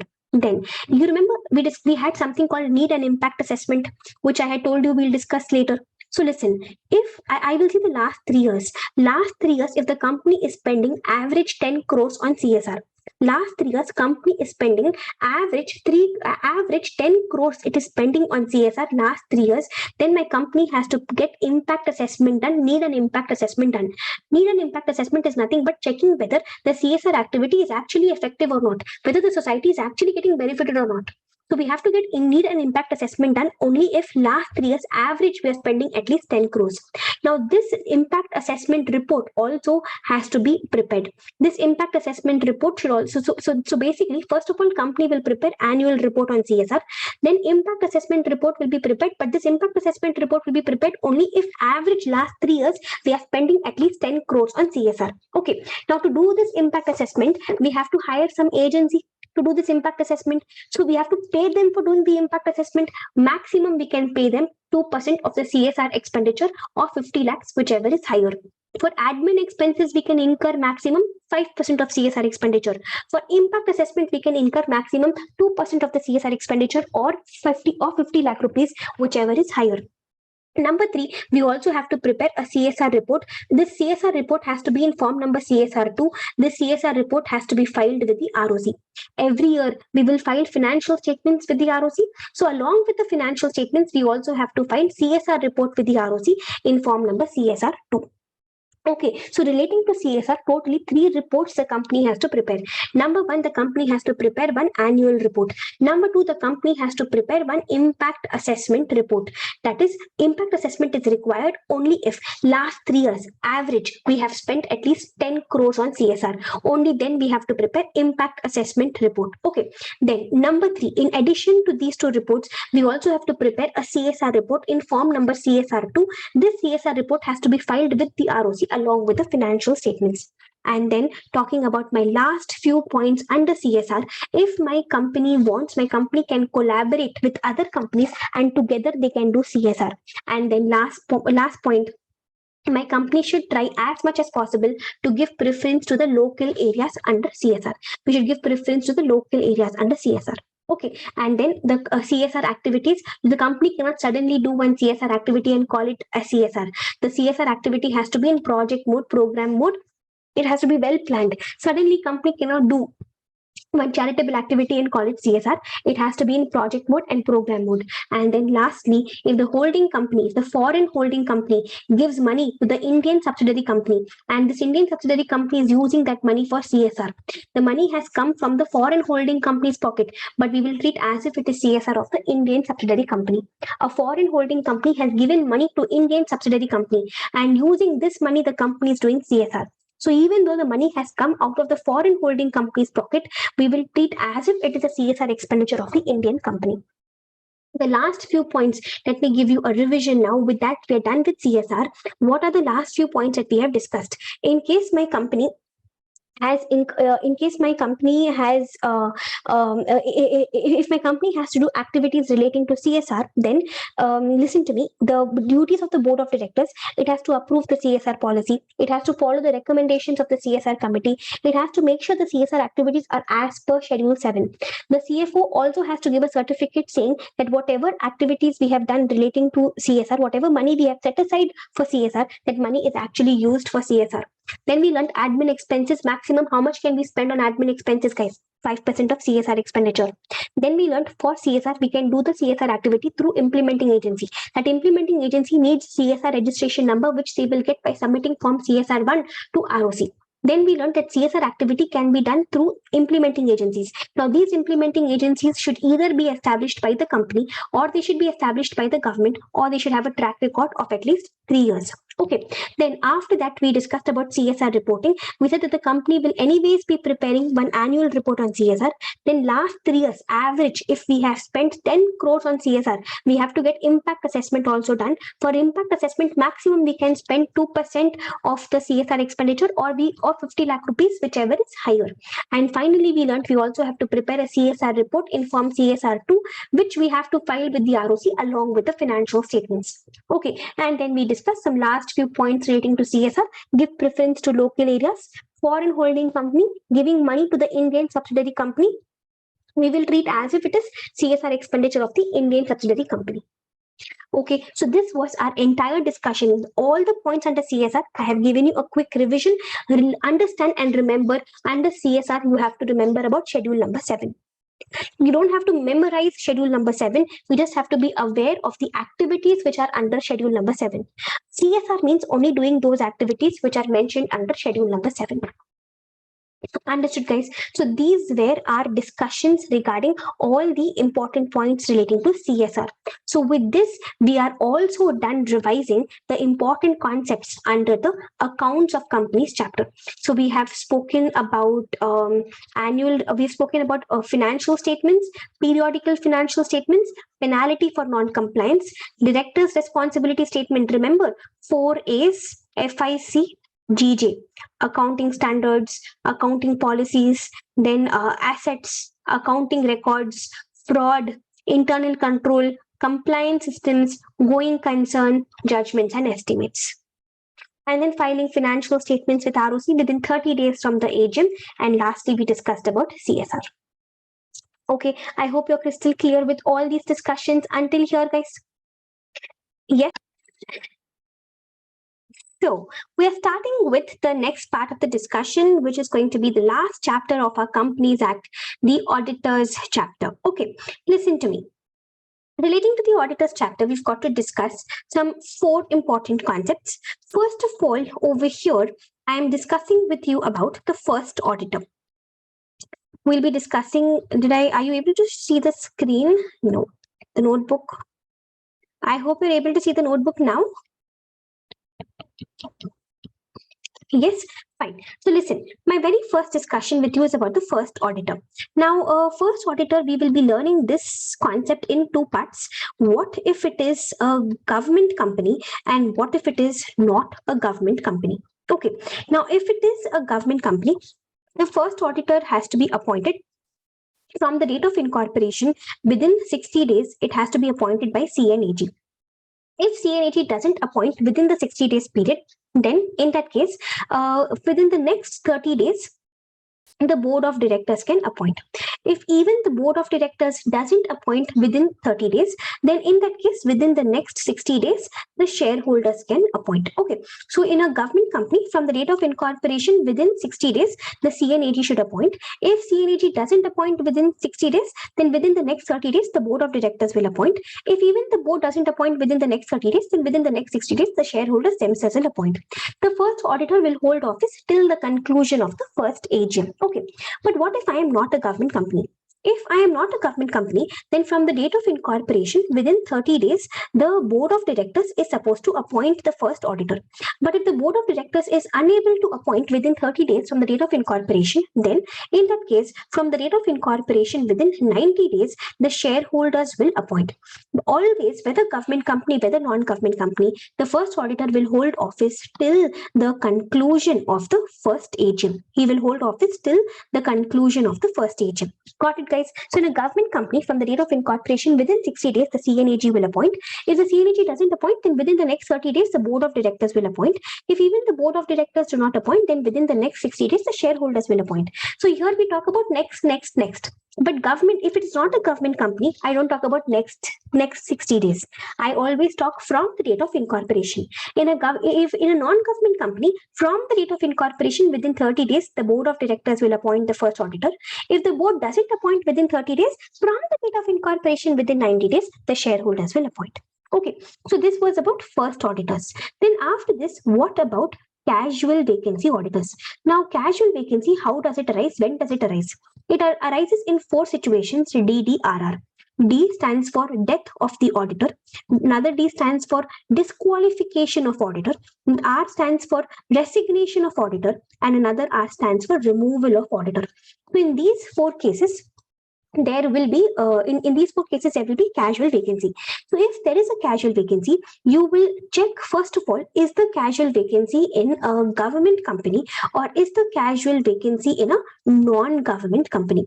First of all, you will check that. If the casual vacancy is in a government company, it's very simple. From the date of the casual vacancy, within 30 days, the CNAG will fill in the casual vacancy by appointing another auditor. If the CNAG doesn't do it within 30 days, then no problem. Within the next 30 days, the board of directors will fill in the vacancy. Here, shareholders and all will not have a role to play. But if it is not a government company, in that case, you'll have to see, is it because of resignation or is it not because of resignation? If it is not because of resignation, then from the date of casual vacancy, within 30 days, the board of directors will fill the vacancy. End of story. But if it is because of resignation, even over here, the board of directors will fill it within 30 days from the date of casual vacancy. But in addition to that, within 3 months, we have to call a general meeting of shareholders, and the shareholders have to pass an ordinary resolution and approve the appointment. Understanding. First auditor, you understood, guys. First auditor will hold office till the conclusion of the first AGM. The casual vacancy auditor, he will hold office till the conclusion of the next AGM. Casual vacancy auditor will hold office till the conclusion of the next AGM. In a government company, from the rate of casual vacancy within 30 days, the CNAG will appoint. If within 30 days CNAG doesn't appoint, then within the next 30 days, the board of directors will appoint. However, if it is a non-government company, then we will see, is a casual vacancy because of resignation or is it not because of resignation? If it is not because of resignation, then within 30 days, board will fill the vacancy, end of story. If it is because of resignation, once the board fills the vacancy, within next 3 months, the shareholders have to approve the appointment by passing one ordinary resolution. Simple, guys. So this is about my first auditor and casual vacancy auditor. Okay, now listen to my next discussion under the auditors chapter. What if the auditor does a fraud? If the auditor does a fraud, what will be the consequences? How will we punish the auditor? When will we punish the auditor? And who is going to punish the auditor? That's going to be our next discussion. What if the auditor acts fraudulently? See, if the auditor acts fraudulently, who will take action against the auditor? The NCLT. But when will NCLT take action? Either the central government or any other person should have complained to the NCLT, or NCLT can also take action suo motu. So either the NCLT will take action suo motu, or NCLT will take action because the central government or any other person has filed an application to the NCLT. Then NCLT will take action. NCLT will take action only if NCLT is convinced that yes, the auditor has either done some fraud or he has abetted or colluded in a fraud, which means he has participated in a fraud or he has allowed others to do fraud. Either he has himself done the fraud or he has let others do the fraud in relation to the company, then NCLT will take action. What action? NCLT will ask the company, you remove this auditor, you change the auditor, you appoint another person in its place. But if central government was a person who made an application to NCLT, NCLT will be even more proactive. If central government was a person who made the application, then within 15 days itself, NCLT will ask the company to change the auditor and a new auditor will be appointed by the central government. Okay, this fraud auditor for the next 5 years, he cannot be auditor in any company. He cannot be auditor in any company and he will be punished under section 447. You remember we spoke about 447 in the last session. Wherever there is fraud in the Companies Act, you can talk about 447. Imprisonment minimum 6 months, maximum 10 years. And fine. Fine how much? Fine maximum 3 times the amount of the fraud. So that same thing will apply even over here. Okay, then in case, so which means in section 447, you will be punished with imprisonment and fine, right? Now listen, what if this auditor was a partnership firm? Will we imprison all the partners? No, we will imprison only the partner who has done the fraud. But whom will we ask to pay the fine? We will ask all the partners to be jointly and severally liable for the fine. But whom will we imprison? We will imprison only that partner who has done the fraud. Okay, so this is about my discussion regarding auditor acting fraudulently. If the auditor has done any fraud, then NCLT will take action against the auditor. Who will take action against the auditor, guys?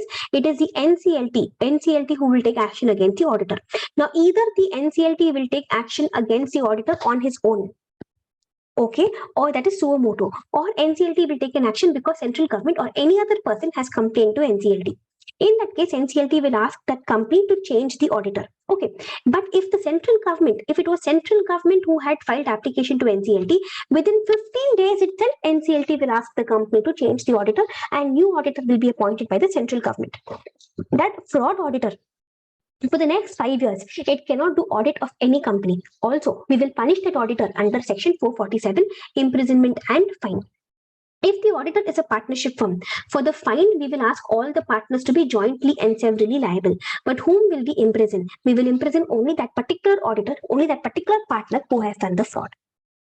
So got it, guys? So with this, we are done learning with 2 points under the auditor chapter. First one was the first auditor and casual vacancy auditor. And then we're also done learning about what if the auditor has done fraud. Now coming to the disqualifications of the auditor who cannot be appointed as an auditor. Number one, a body corporate cannot be appointed as an auditor. But LLP, even though LLP is a body corporate, LLP can be appointed as an auditor. Then number two, officer and employee of the company, their partners, their employees, and their relatives, they cannot be appointed as auditors of the company. Once again, officer and employee of the company cannot be auditor. Their partners and their employees also cannot be auditor.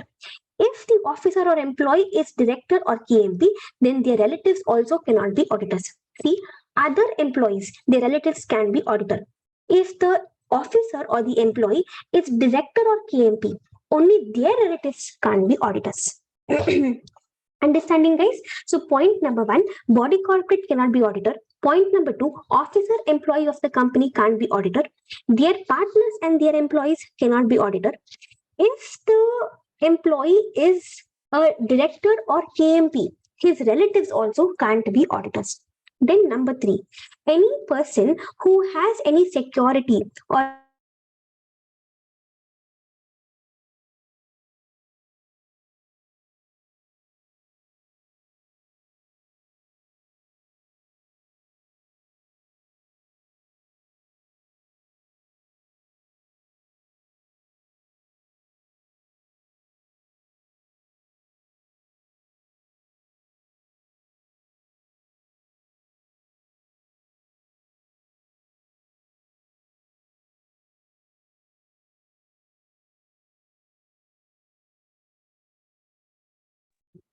I guess there was a disruption. I hope you're able to hear me now.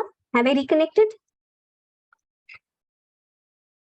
Fine. So listen. So I was telling you about the disqualifications. Our next disqualification, any person who has any shares, any security or any interest in cash. You remember cash, company, associate, subsidiary, holding or subsidiary of the holding company. So if any person has any shares in the company, any securities in the company, associate, subsidiary or holding company or subsidiary of holding company, then you cannot be appointed as auditor of the company. Also, your relatives cannot hold more than 1 lakhs. Relatives can hold in the company maximum 1 lakh face value. If the relative is holding more than 1 lakh face value, we will give them 60 days time to bring it back to less than 1 lakh. Okay. See, I think it will be more effective if we discuss this over here. We are learning about disqualifications of auditor. Listen to me. What was our first disqualification, guys? Our first disqualification was that a body corporate cannot be appointed as auditor. But we said LLP, even though it is a body corporate, it can be auditor. Then number two, we discussed officers and employees of the company. They cannot be auditors. Okay, officer and employee of the company cannot be appointed as auditor. Then even their partners, even their employees, officers and employees, their partners, their employees also cannot be auditor in the company. Then if the officer or employee is director or KMP, then director and KMP's relatives, even they cannot be appointed as auditor in the company. Other employees, their relatives can be auditor in the company. Director and KMP, their relatives cannot be auditor in the company. Is this crystal clear for everybody? Is my second disqualification clear? Officer and employee cannot be auditor. His partners and employees can't be auditor. If the officer or employee is director or KMP, then their relatives can't be auditor. Other employees, their relatives can be auditor. Only director and KMP, only their relatives can't be auditor. Okay, then listen to the third point. If a person has any security or any interest in cash, you know what is cash, or in subsidiary of holding company, then this person cannot be auditor. Okay, then if any person has a partner, okay, and this partner has any security or any interest in cash or subsidiary of holding company, then this person cannot be auditor. So neither he himself should be having securities or interest in the company, nor his partners should be having any securities or interest in the company. Then one more point, this time there is a person, okay, this person has relatives. Okay, these relatives If they're having security or interest in ash, I'm ignoring company, only ash. If they have security or interest in ash or in subsidiary of holding company, then this person cannot be auditor of the company. Lastly, guys, this person has relatives, okay, and these relatives are having securities or interest in the company. I had not written C over here, right? So C separately. If they're having securities or interest in the company, which is more than 1 lakh face value, then this person cannot be auditor of the company. This entire thing is extremely important. This is one concept which a lot of students think they know, but in reality, they don't know it correctly. Did you understand? Neither should I have securities or interest in cash or subsidiary of holding company. Listen, guys, you've listened to the entire session so patiently. Last 15-20 minutes, don't lose your patience. This is important, okay? Please listen very carefully. I know you're tired. I know we're towards the end of the session. You just want to wait for it to get over. You're just waiting for it to get over. But at this point, don't lose your patience, because if you're attending, you might as well attend it patiently and properly. Okay, so listen. Neither should I have securities or interest in cash or subsidiary of holding company, nor should my partners have securities or interest in cash or subsidiary of holding company. My relatives also should not be having securities or interest in ash or subsidiary of holding companies. My relatives can have in the company up to 1 lakh face value. See, my relatives can't have in ash or subsidiary of holding company, even little bit shares they can't have. In the company alone, they can have up to 1 lakh face value. But if they're having more than 1 lakh face value, we will give 60 days time to bring it back within 1 lakh. Otherwise, disqualified. Is my third disqualification crystal clear now? Yes, now listen to my fourth disqualification.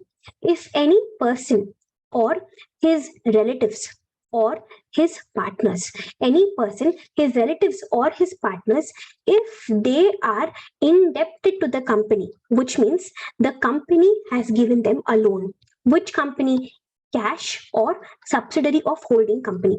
They have given a loan to the person, his relatives or his partners. How much loan? A loan of more than 5 lakh rupees.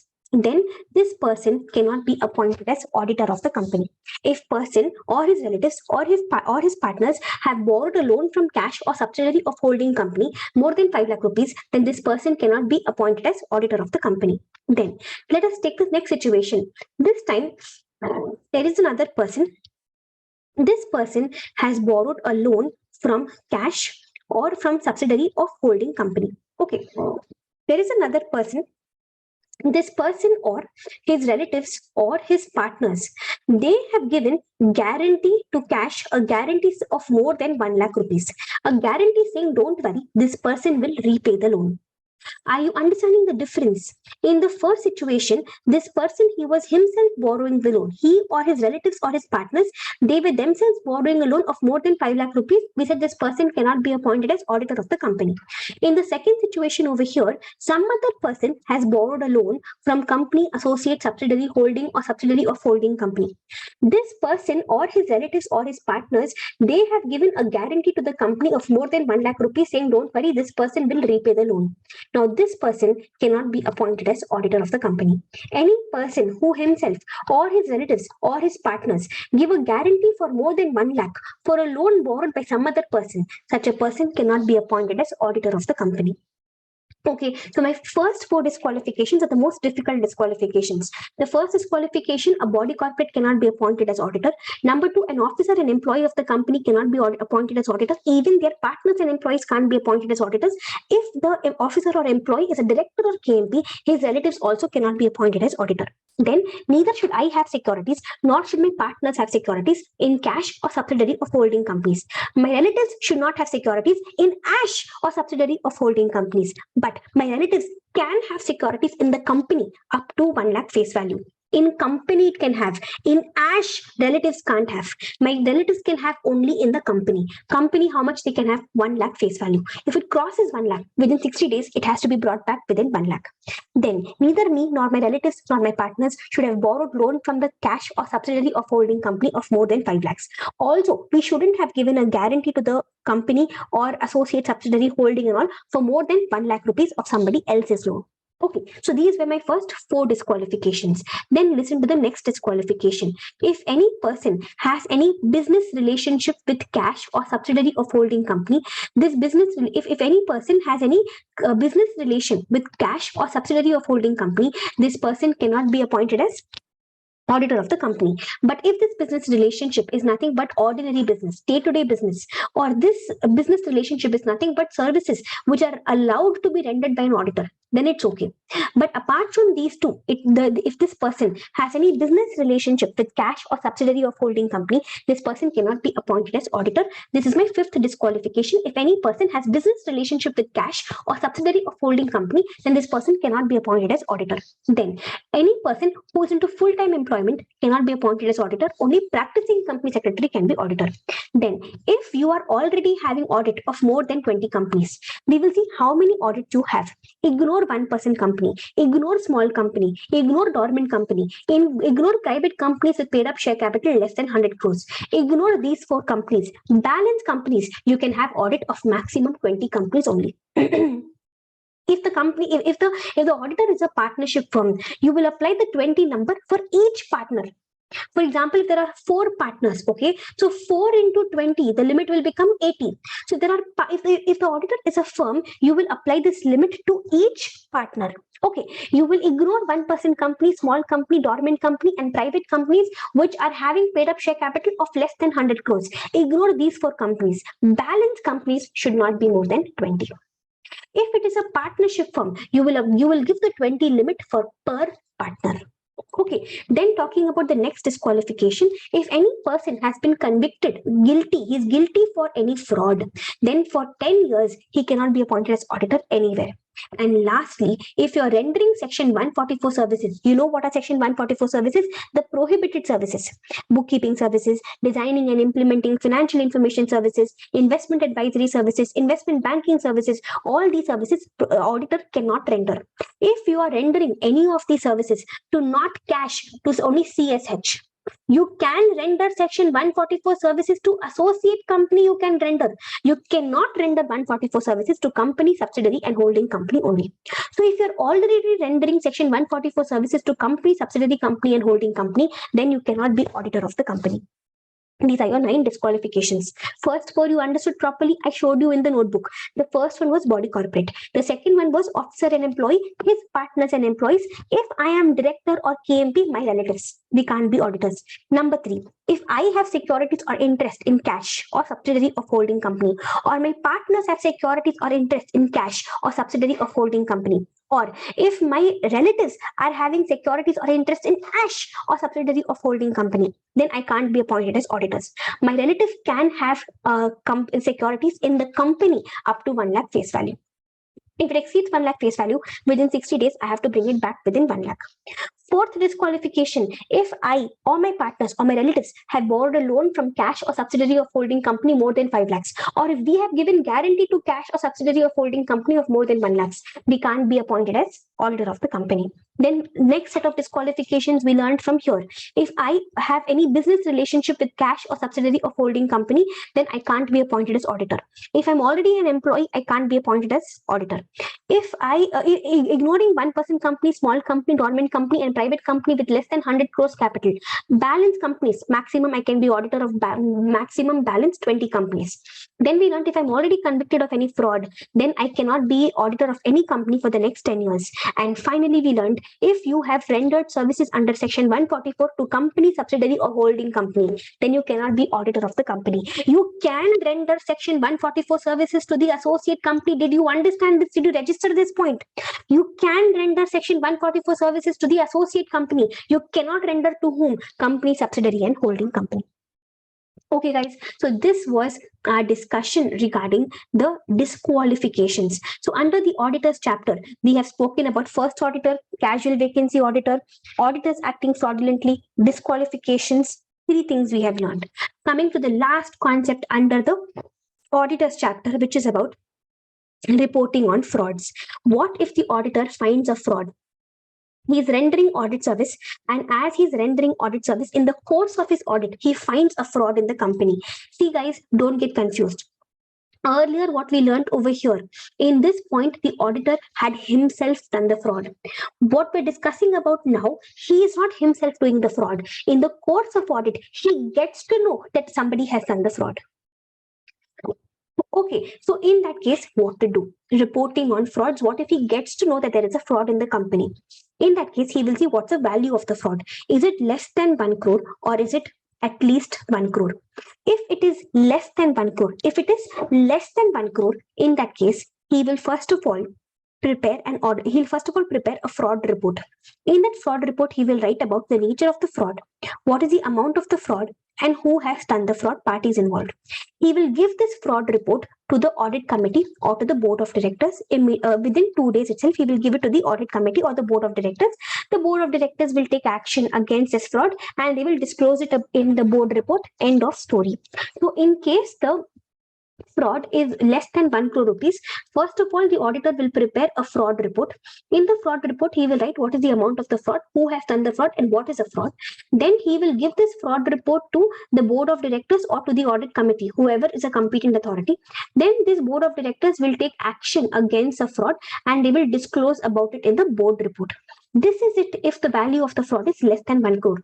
But what if the value of the fraud is at least 1 crore? Then here again, he will prepare the same fraud report. He will prepare again. Within 2 days, he will prepare the fraud report and he will give to the board or audit committee. But not just that. He will also ask them to please send their response within 45 days. So we have prepared the fraud report and we will get the response from the board of directors and audit committee. Both of these within the next 15 days, we have to submit to the central government. And when I say central government, I mean we have to send it to the Secretary of Ministry of Corporate Affairs. We have to send it in form number ADT4. Okay, but in case we don't get the response of the board of directors or audit committee, in that case, we have to prepare one note saying that we did not get any response from them. And we still have to submit it to the central government. If the value of the fraud is less than 1 crore, I am not going to the central government. But if the value of the fraud is at least 1 crore, we first of all prepare the fraud report. And we send this fraud report to whom? We send it to the audit committee or to the board of directors. Whoever is the competent authority, we will send within 2 days itself. We will ask them to give their response within 45 days. Then totally 3 things: the fraud report, the response that we have received, and auditor's comments on the response. These 3 things we will send to the central government. We will send to the Secretary of Ministry of Corporate Affairs. Within the next 15 days, we will send it to him in a sealed cover.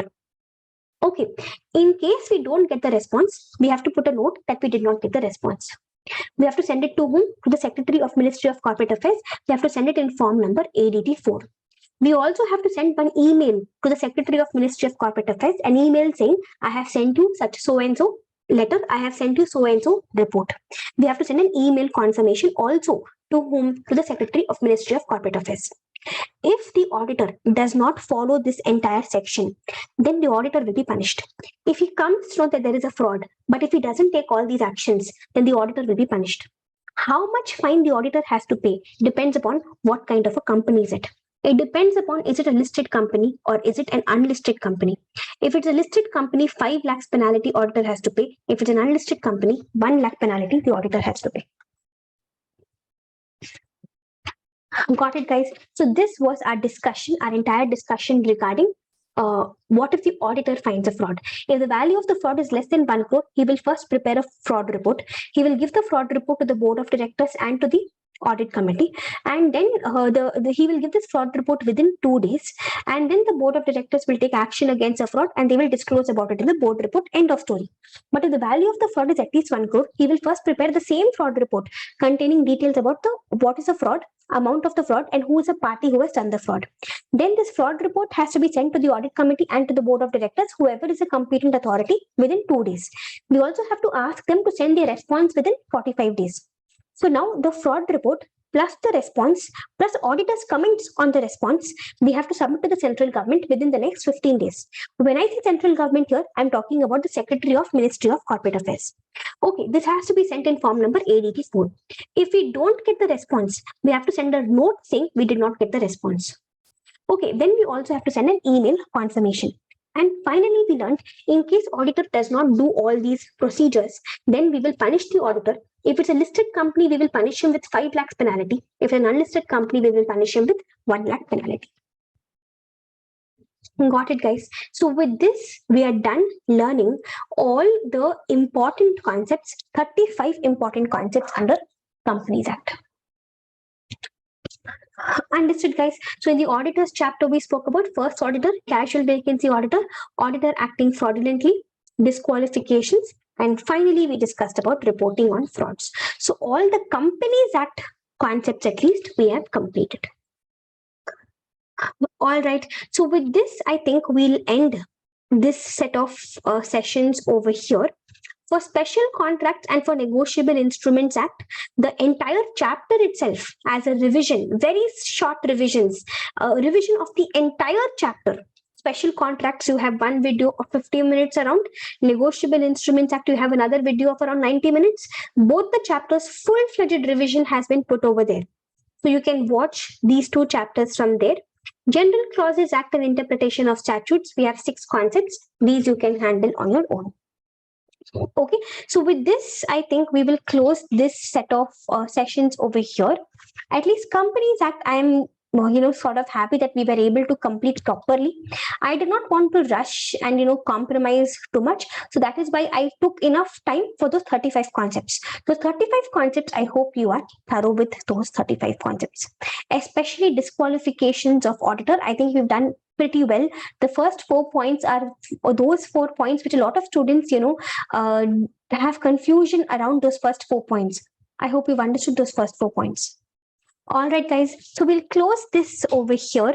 All right. You have another session coming up at 7:30. So you can take your break over here and then join for that session. All right. I'm sure you've benefited out of this. Thank you so much, guys. Do the best that you can in the upcoming exams. All right. I'll see you guys. Bye-bye.